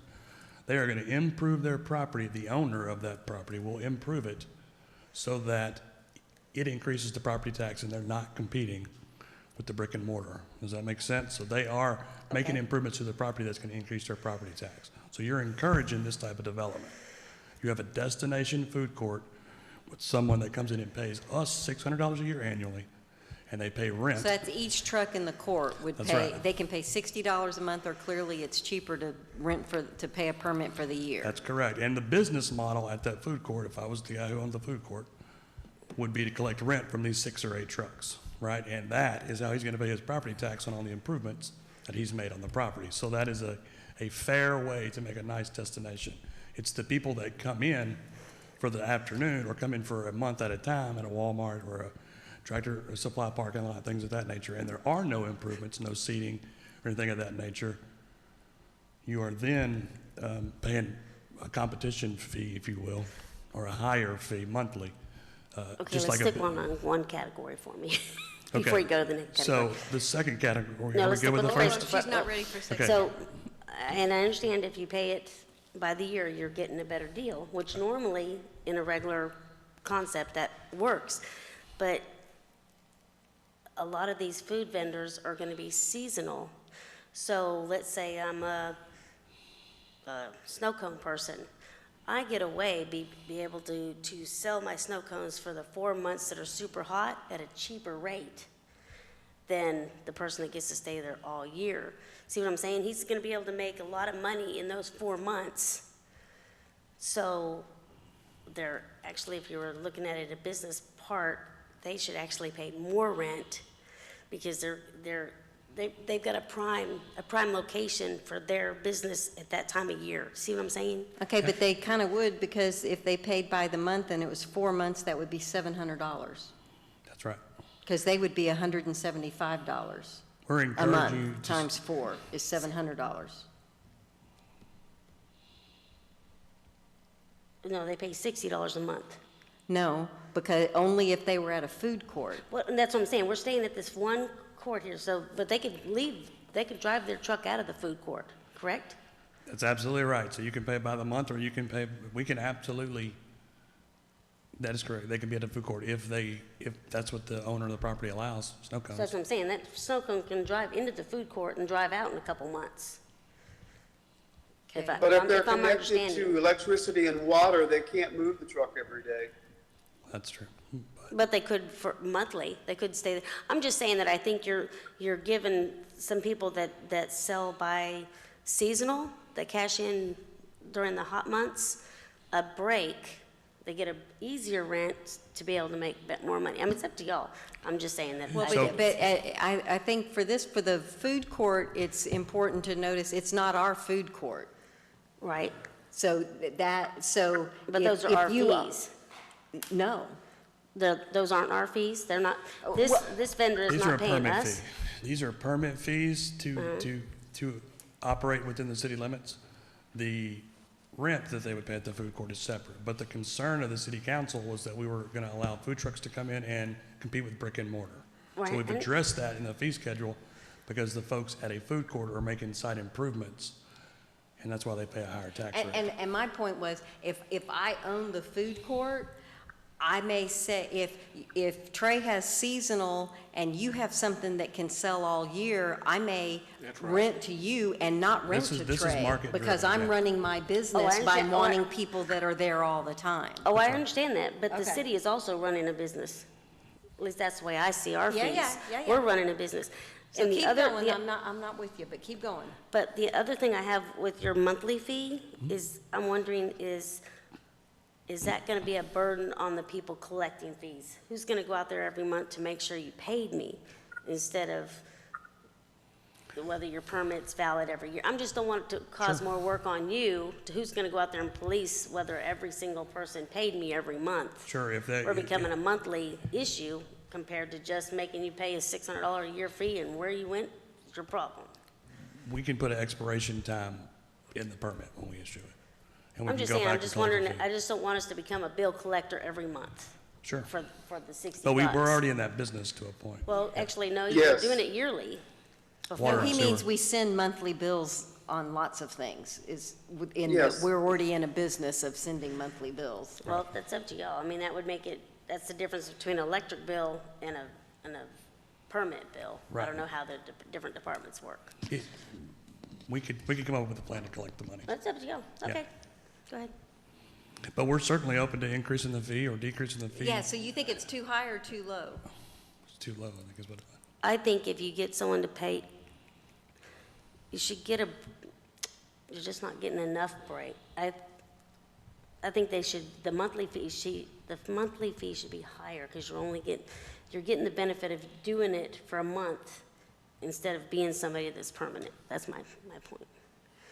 I mean, they do get a break by paying it for a year, it's just not very much of a break. See what I'm saying? Yeah, it's 2 months free. Yeah. So, Right. go ahead. Right. We want to move to the second category? So the second category is based on a weekly, which is your temporary food truck, I guess, which is semi-temporary. They would come in and get a permit for 30 days or weekly, and they would come in and set up at a Tractor Supply parking lot or something like that. They would be connected the business there would be connected to utilities. So that would provide a place for their employee to stay there for that month. They can still use the restrooms, they have a place to wash their hands. So maybe like for the music festival. That's right. And they're required to have a manifest so we can make sure they haul their waste off temporarily, those kind of things. A vac truck shows up. And that is higher, again, so that they are not competing with the brick and mortar. And I don't have my calculator right in front of me, but. I have a question when I can ask it. Go ahead. Go ahead. Go ahead. I'm confused. I'm confused on this ordinance. I'm trying to look through it. What about a vendor that has connections through the city for water and electricity, and so therefore they can't move their truck because they've got hookups, permanent hookups from the city? Are they going to have to? I mean, is there a provision somewhere in here? I just probably missed it. Whereas they'll be able to maintain a hookup because they are hooked up through the city and paying those fees? So that would be part of the site development plan for the food court. So if we had a food court there, they would, if they have 6 or 8 trucks, for example, that are going to be on that site, they're going to have 6 or 8 setups for those individual trailers or those individual food vendors. And the owner would be responsible for paying that bill. Well, I was thinking, I guess I'll just be specific with my question. I'm thinking about the one right down the street from us there, Yoli's, that has electricity and water hooked up from the city. And that truck it's not a brick and mortar, but it is a food truck that has all those connections, and they can't move that. Is that an exception to the rule, or how would we work with them on that? I'm confused. Well, we would have to talk about that. We would probably want to give a grace period for people to come into compliance. That is not specific in here. Although I do not believe that their permit is current. And you can see by what goes on there, that is exactly the kind of stuff that this ordinance discourages, because it doesn't make any site improvements. If you'll notice, I put the laundromat and ice machine property on there. That pays $1,000 a year in taxes to the city because there are no site improvements, and you've simply brought something on that was supposed to be temporary. To me, the requirement would be to give them a certain amount of time, 6 months, a year, whatever we decide it wants to be, and then you come into compliance and update your site plan, because there's also been site improvements on that site that's never required an update. I'm not really hearing everything you're saying. Whoever's speaking, I can't tell. So Yoli's is probably an exception to the rule. They would not, that type of development would not exist in the future with this ordinance. Not without site improvements. And we would have to take a time or a plan of action to correct that. Did you hear him, Councilmember Jackson? So you're saying that they'd have to move their business, or it would no longer exist? I'm kind of hearing. So what he's saying is that they are out of compliance, and in fact, their permit is not current right now, as best we know. And so on a case-by-case basis for existing businesses like Yoli's, Mr. Job is suggesting there would be a sit-down with them and saying, these are the things that you need to do to come in compliance. They would be given a reasonable amount of time to come into compliance, and if they made the proper connections and improvements, then they would be in the $600 a year. That's correct. Okay, I can see, but so they wouldn't have to, well, you'd have to have a discussion for the determining whether they'd have to move their truck and all of that and disconnect their connections and all of that. Okay. Well, I think it's imperative that we find a way to keep them in business rather than a way to drive them out of business. But that's going to require compromise on both sides. In all probability, we're going to have to provide them some sort of grace period to bring them into compliance with the ordinance. At the same time, encourage them that this is good for their business because they're going to be consistent with what's required within the city limits of Bastrop. That's right. And the ordinance is for future to make sure that we have consistent and fair rules for what our expectations are moving forward. That's the intent. That's what you That was the purpose of writing the ordinance. That is correct. Okay, can he go to the next, Well, let me just sum up. When you first brought this to us, they had a yearly fee. So what was the idea behind breaking it down to a weekly fee, to a monthly fee, to, you know what I'm saying? You seem to have made it harder for yourself than just whether they want to park here, then next month park over there, then next month park over here. They still have their yearly vendor fee. I was just wondering why you broke it down to a daily. It made it harder. So when we talked about this, I believe it was in November, prior to the meeting in January, there was no council consensus on brick and mortar, having utilities, disconnecting utilities, Right. if they would be connected or not. So we came back in January and we laid the plan out. What this ordinance does is write it exactly how we discussed it on the 28th. That being said, the fees are a little more difficult because there was so much concern over competing with brick and mortar businesses. And those brick and mortar businesses, not only do they pay property tax, but they pay sales tax. And those are the guys that come in and donate to your baseball team, right? You're a small business. I'm sure you've sponsored a team or two. The people that come in for the afternoon or they come in for a month at a time, they don't do that. They come to make money off your community. That is why the fee structure was built, to encourage somebody that wants to be part of Bastrop, not just come in for the day and make some money and leave. Okay. I just want to make sure you weren't making more trouble for yourself bookkeeping wise. Nope, we're making it, I and we're wasn't making it concerned fair. about the amount of fee. I was just more concerned on Okay. how you broke it down and whether it'd be confusing for Yes, whoever's what keeping he's track saying, of it. if I may, what I'm understanding him to say is, we have 2-day vendors, 3-day vendors, weekend vendors that just come in just for that period of time, and so they couldn't pay a yearly fee if they're just going to be there for a weekend or a day or so, correct? That is true also, yes, sir. Okay. So do we want to move to category 2 or 3? I kind of lost track of where we were at. Okay.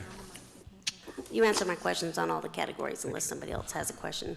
So are there any other questions, or do we want to move Who's on going to to fees? police it? Who's going to police the Trey Jones. permits? Is Trey going to go Yeah, out this each will- weekend to make sure he's not out, or he didn't pay last week and he can't pay this week? This will be put into our new permit software that we're working on now, and it'll let you know when they're expired. And this will be this will not be done at the city secretary's office any longer. It'll be done at the planning department. Okay, thank you. The city secretary is extremely happy that she will no longer be keeping up with all of these permits. Right. And if it's in the software, then I believe that means Chief Nagy and his team could say, there are 7 allowed food vendors this weekend, and then if they see one that's not on their list, they get ticketed, and we can have these organizations work together. That's right, and that'll track when their insurance expires, when their permits expire. All of that'll just be in the queue, and it'll send us an email. That's perfect. And if we were to adopt this ordinance, it would be part of the fees that we would review. So to Annually. Councilmember Rogers' point, if it's like it's $25 a day and we're spending $75 tracking down the $25 a day, we want that fee to go up to $100. We'll have Gotcha. some evidence behind the logic. Absolutely. Okay. Mayor Pro Tem Nelson? So I'm assuming that the proof of maintenance and proof of commissary is done at the permitting process, not on site. That's correct. All right. Yes. To Councilmember Rogers' question about being an overburden on staff. Correct, that's correct. It'll be done then and not on site. Thank you. I'm sorry, I have one more question. Absolutely. We're looking at you. Is the fee for a peddler, let's say a peddler during the Christmas, So that is a non-food vendor peddler. That is still handled by the city secretary at the moment. We may change that. I just make sure the So fee. close, 'cause it Ms. said- Franklin, so close. But those are they can be up to 90-day permits or things of that nature. And this is just incorporating, so if there's 5 different types of permits, for example, this is number 4 on the list, if that makes any sense. This is only related to the food, but we will continue to have, I don't know the fee because I don't have it in front of me, but those are pretty cheap for someone to come in and sell lights at a Christmas. Well, they're not $25. Well, I don't know what they are, but yeah. I don't know, like 65 or something. I'm just wondering, if you get a food vendor out there and you're only charging $25, I think you're robbing yourself on that particular fee, but that's just myself. Well, so do you want to make a motion that the temporary mobile food vendors not be any less expensive than a non-food? Yeah, if they're going to vendor? peddle it, they can peddle it. I just don't see, because food vendors normally make more money than everybody else out there. Mr. Job, I have- Mr. Job is usually not, he's happy to raise the fee if that's what council is happy to do. I didn't want to start too high, but I I think that's a good understand point. exactly what you're saying, and it may be that even this category is only weekly, and you come in every week, so it's easier to track Yeah, things of because that I don't nature. think Chief wants to go out every day to Right. check. So we can, if you'd like, we can bring back a revision to that section. And I have one more question. What about can food vendors drive, let's say, down into Fisherman's Park and sit on city property? And they Yeah. won't have to pay, they just have to pay a fee or what? So depending on what you're doing in the park, if we have a vendor spot for you, you would pay that $600 a month fee. So if you became a vendor in the park, it's the $600 annual. If you're only coming in for the day, it's the $150 week or the $25 a day, things of that nature. So they And have would to, need but they permission. have to ask the city in advance? Oh, that's They can't- correct. If I'm just driving some ice cream truck, I just can't drive down to the park and sell it if I want to? I just want to make That's sure I correct. understand. You- Okay, you so anybody should not be able to. that's selling in the park, they should have already gotten the city's permit and know, the That is city correct. knows they are? Okay. Yes. I don't have to be permanent, but it requires permission if you're going to be constantly in the park of the Director of Public Works. Say that again? Not only are you required to have the permit, but you will have to have previous, if it's someone that stays constantly, it's going to be either voted on here or permission at the, so for example, for a special event, that requires permission from the Public Works Director. So if that were the case for the weekend, that's where the level of approval would be. Okay. And it would be wrapped into your special event permit. I'm totally done asking questions on this item. Oh, there you go. All right, so any questions from Councilmember Jackson or Councilmember Peterson? This would be just the, I'm just very confused on this, but I'm listening as best I can. Well, Councilmember Jackson, what if we do not put it, well, we can always pull something off of the consent agenda. So I would encourage you maybe to, regardless of how it gets voted on, make a phone call with Mr. Job so that you can hear better and get all your questions answered. It's a lot of information that Right. we're covering. I think it's primarily the fees that I guess, I mean, are the fees going to be in this ordinance, or are we going to have a separate fee chart? If the fees weren't in there and we could work on those separately, I would feel comfortable. The fee is a part of the ordinance. That's how we set the fee. Yeah, it's the last page. Okay, I thought when we were setting ordinances that since we have fee schedules and they changed, that we had a fee schedule that was separate and from all of that. So this is a different type of ordinance? It would be Because established in our. fees do change. That's correct. So it would go into a different appendix. You're absolutely right. We could do that. So we can remove the fees from the ordinance and put it in a different appendix, but you'd have to bring what the fees are gonna be. This would be, that's correct. And this would be incorporated into Chapter 4, which I'm sure has its own Chapter 4 point something in Appendix A. We would amend that fee schedule to include these. Okay. Does that make sense? Yes, but we need to be adopting the fees when we're adopting the ordinance, and then we will update the fee schedule. Correct. Right, it just won't be in the ordinance as such, it'll be in the fee schedule. That was my concern. I want to remind everybody that the staff has put a lot of work into this, coming up with the fees, lots of thought, lots of study. I for one, am not ready to second guess them. I'm ready to move ahead, and if we need to change them down the line, great. But Is that a motion, Councilmember Ennis? I'll be happy to make a motion to approve as stands. I have a motion from Councilmember Ennis. Second. I have a second from Mayor Pro Tem Nelson, and the motion is that it stand with the fees that we have and go to the consent agenda on May 12th, but we can always pull things off the consent agenda if we want to on May 12th. Is there any further discussion? Councilmember Peterson or Jackson, any further discussion? I just had a question about used oils, but I did find it in Division 4, number 15, so that took care of my question. All right. Back to Councilmember Ennis's point that a lot of work's gone into the ordinance.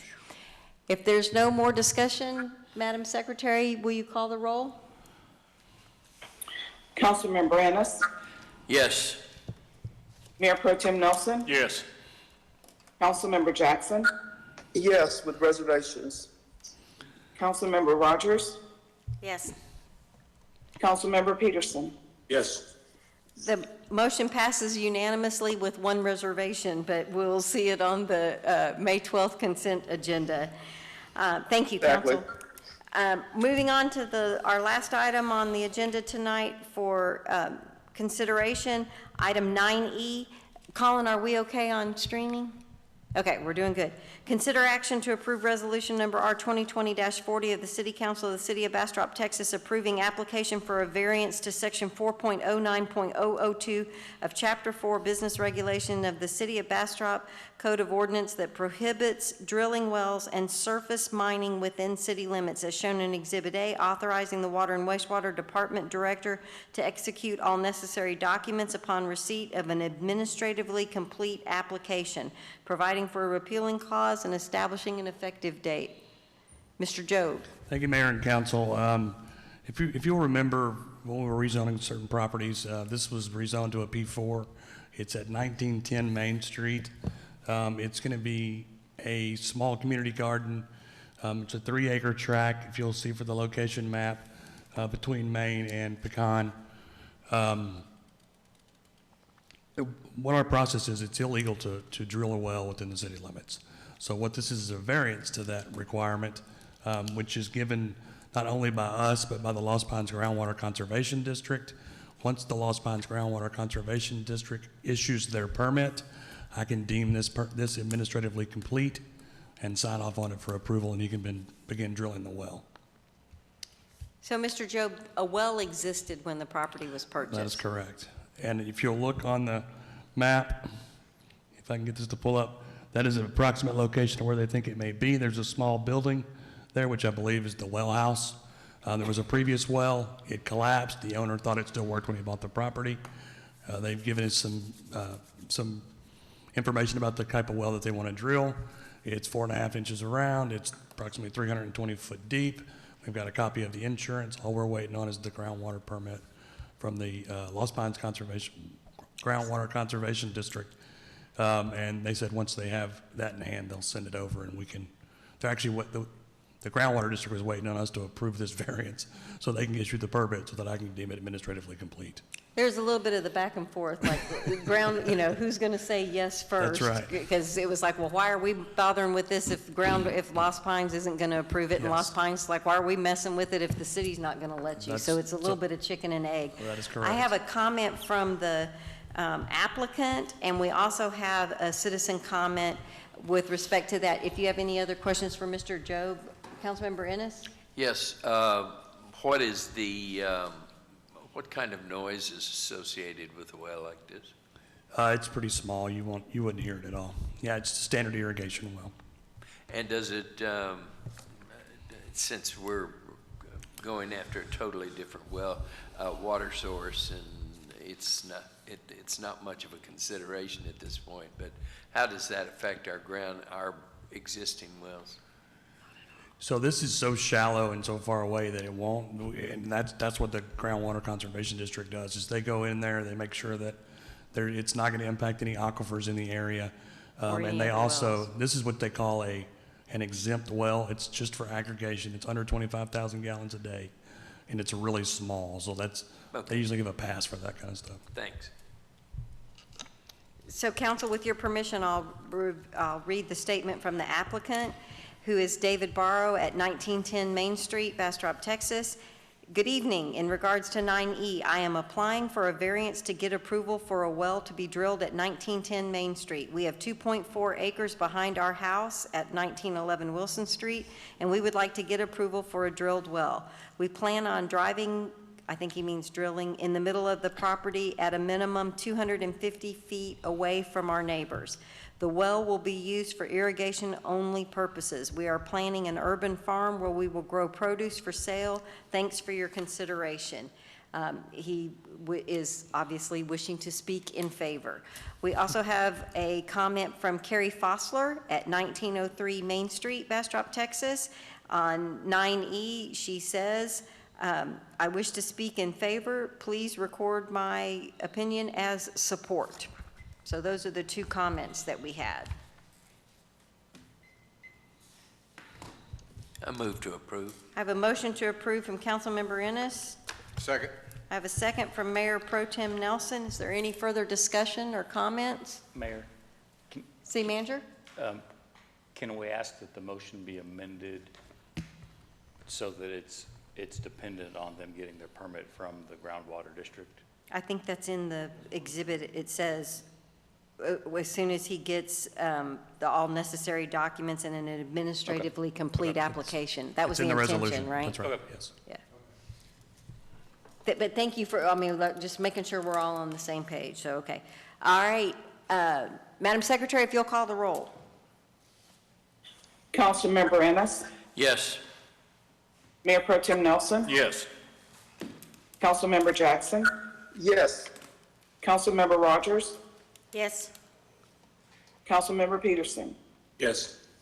Motion passes unanimously. Thank you, council. That is, we are done with our items for individual consideration. We have one item for the executive session. It is item 10A, pursuant to Texas Government Codes 551.071 and 551.074, conferring regarding personnel matters involving status of interim city manager, recruitment for city manager, and update from search firms. It is 10:17, and we are in executive session. Colin is going to make sure the people that he will stop streaming, or I guess you show them a page that says we're in executive session. And Madam Secretary, you can, honestly, you can be done for the evening, and because we're going to come back. I don't think we'll have any motion, and I'll let you know what time we come back if you want, because it's late. I understand that. Staff is free to go. And number 11, which gets us to item number 12, Councilmember Peterson. Yes, ma'am. Motion to adjourn. It is 10:36 p.m. and we are adjourned. Thank you, and thank you, Colin, for all your hard work. Y'all have a safe week. Good night, all. Good night. Good night. Y'all come back here.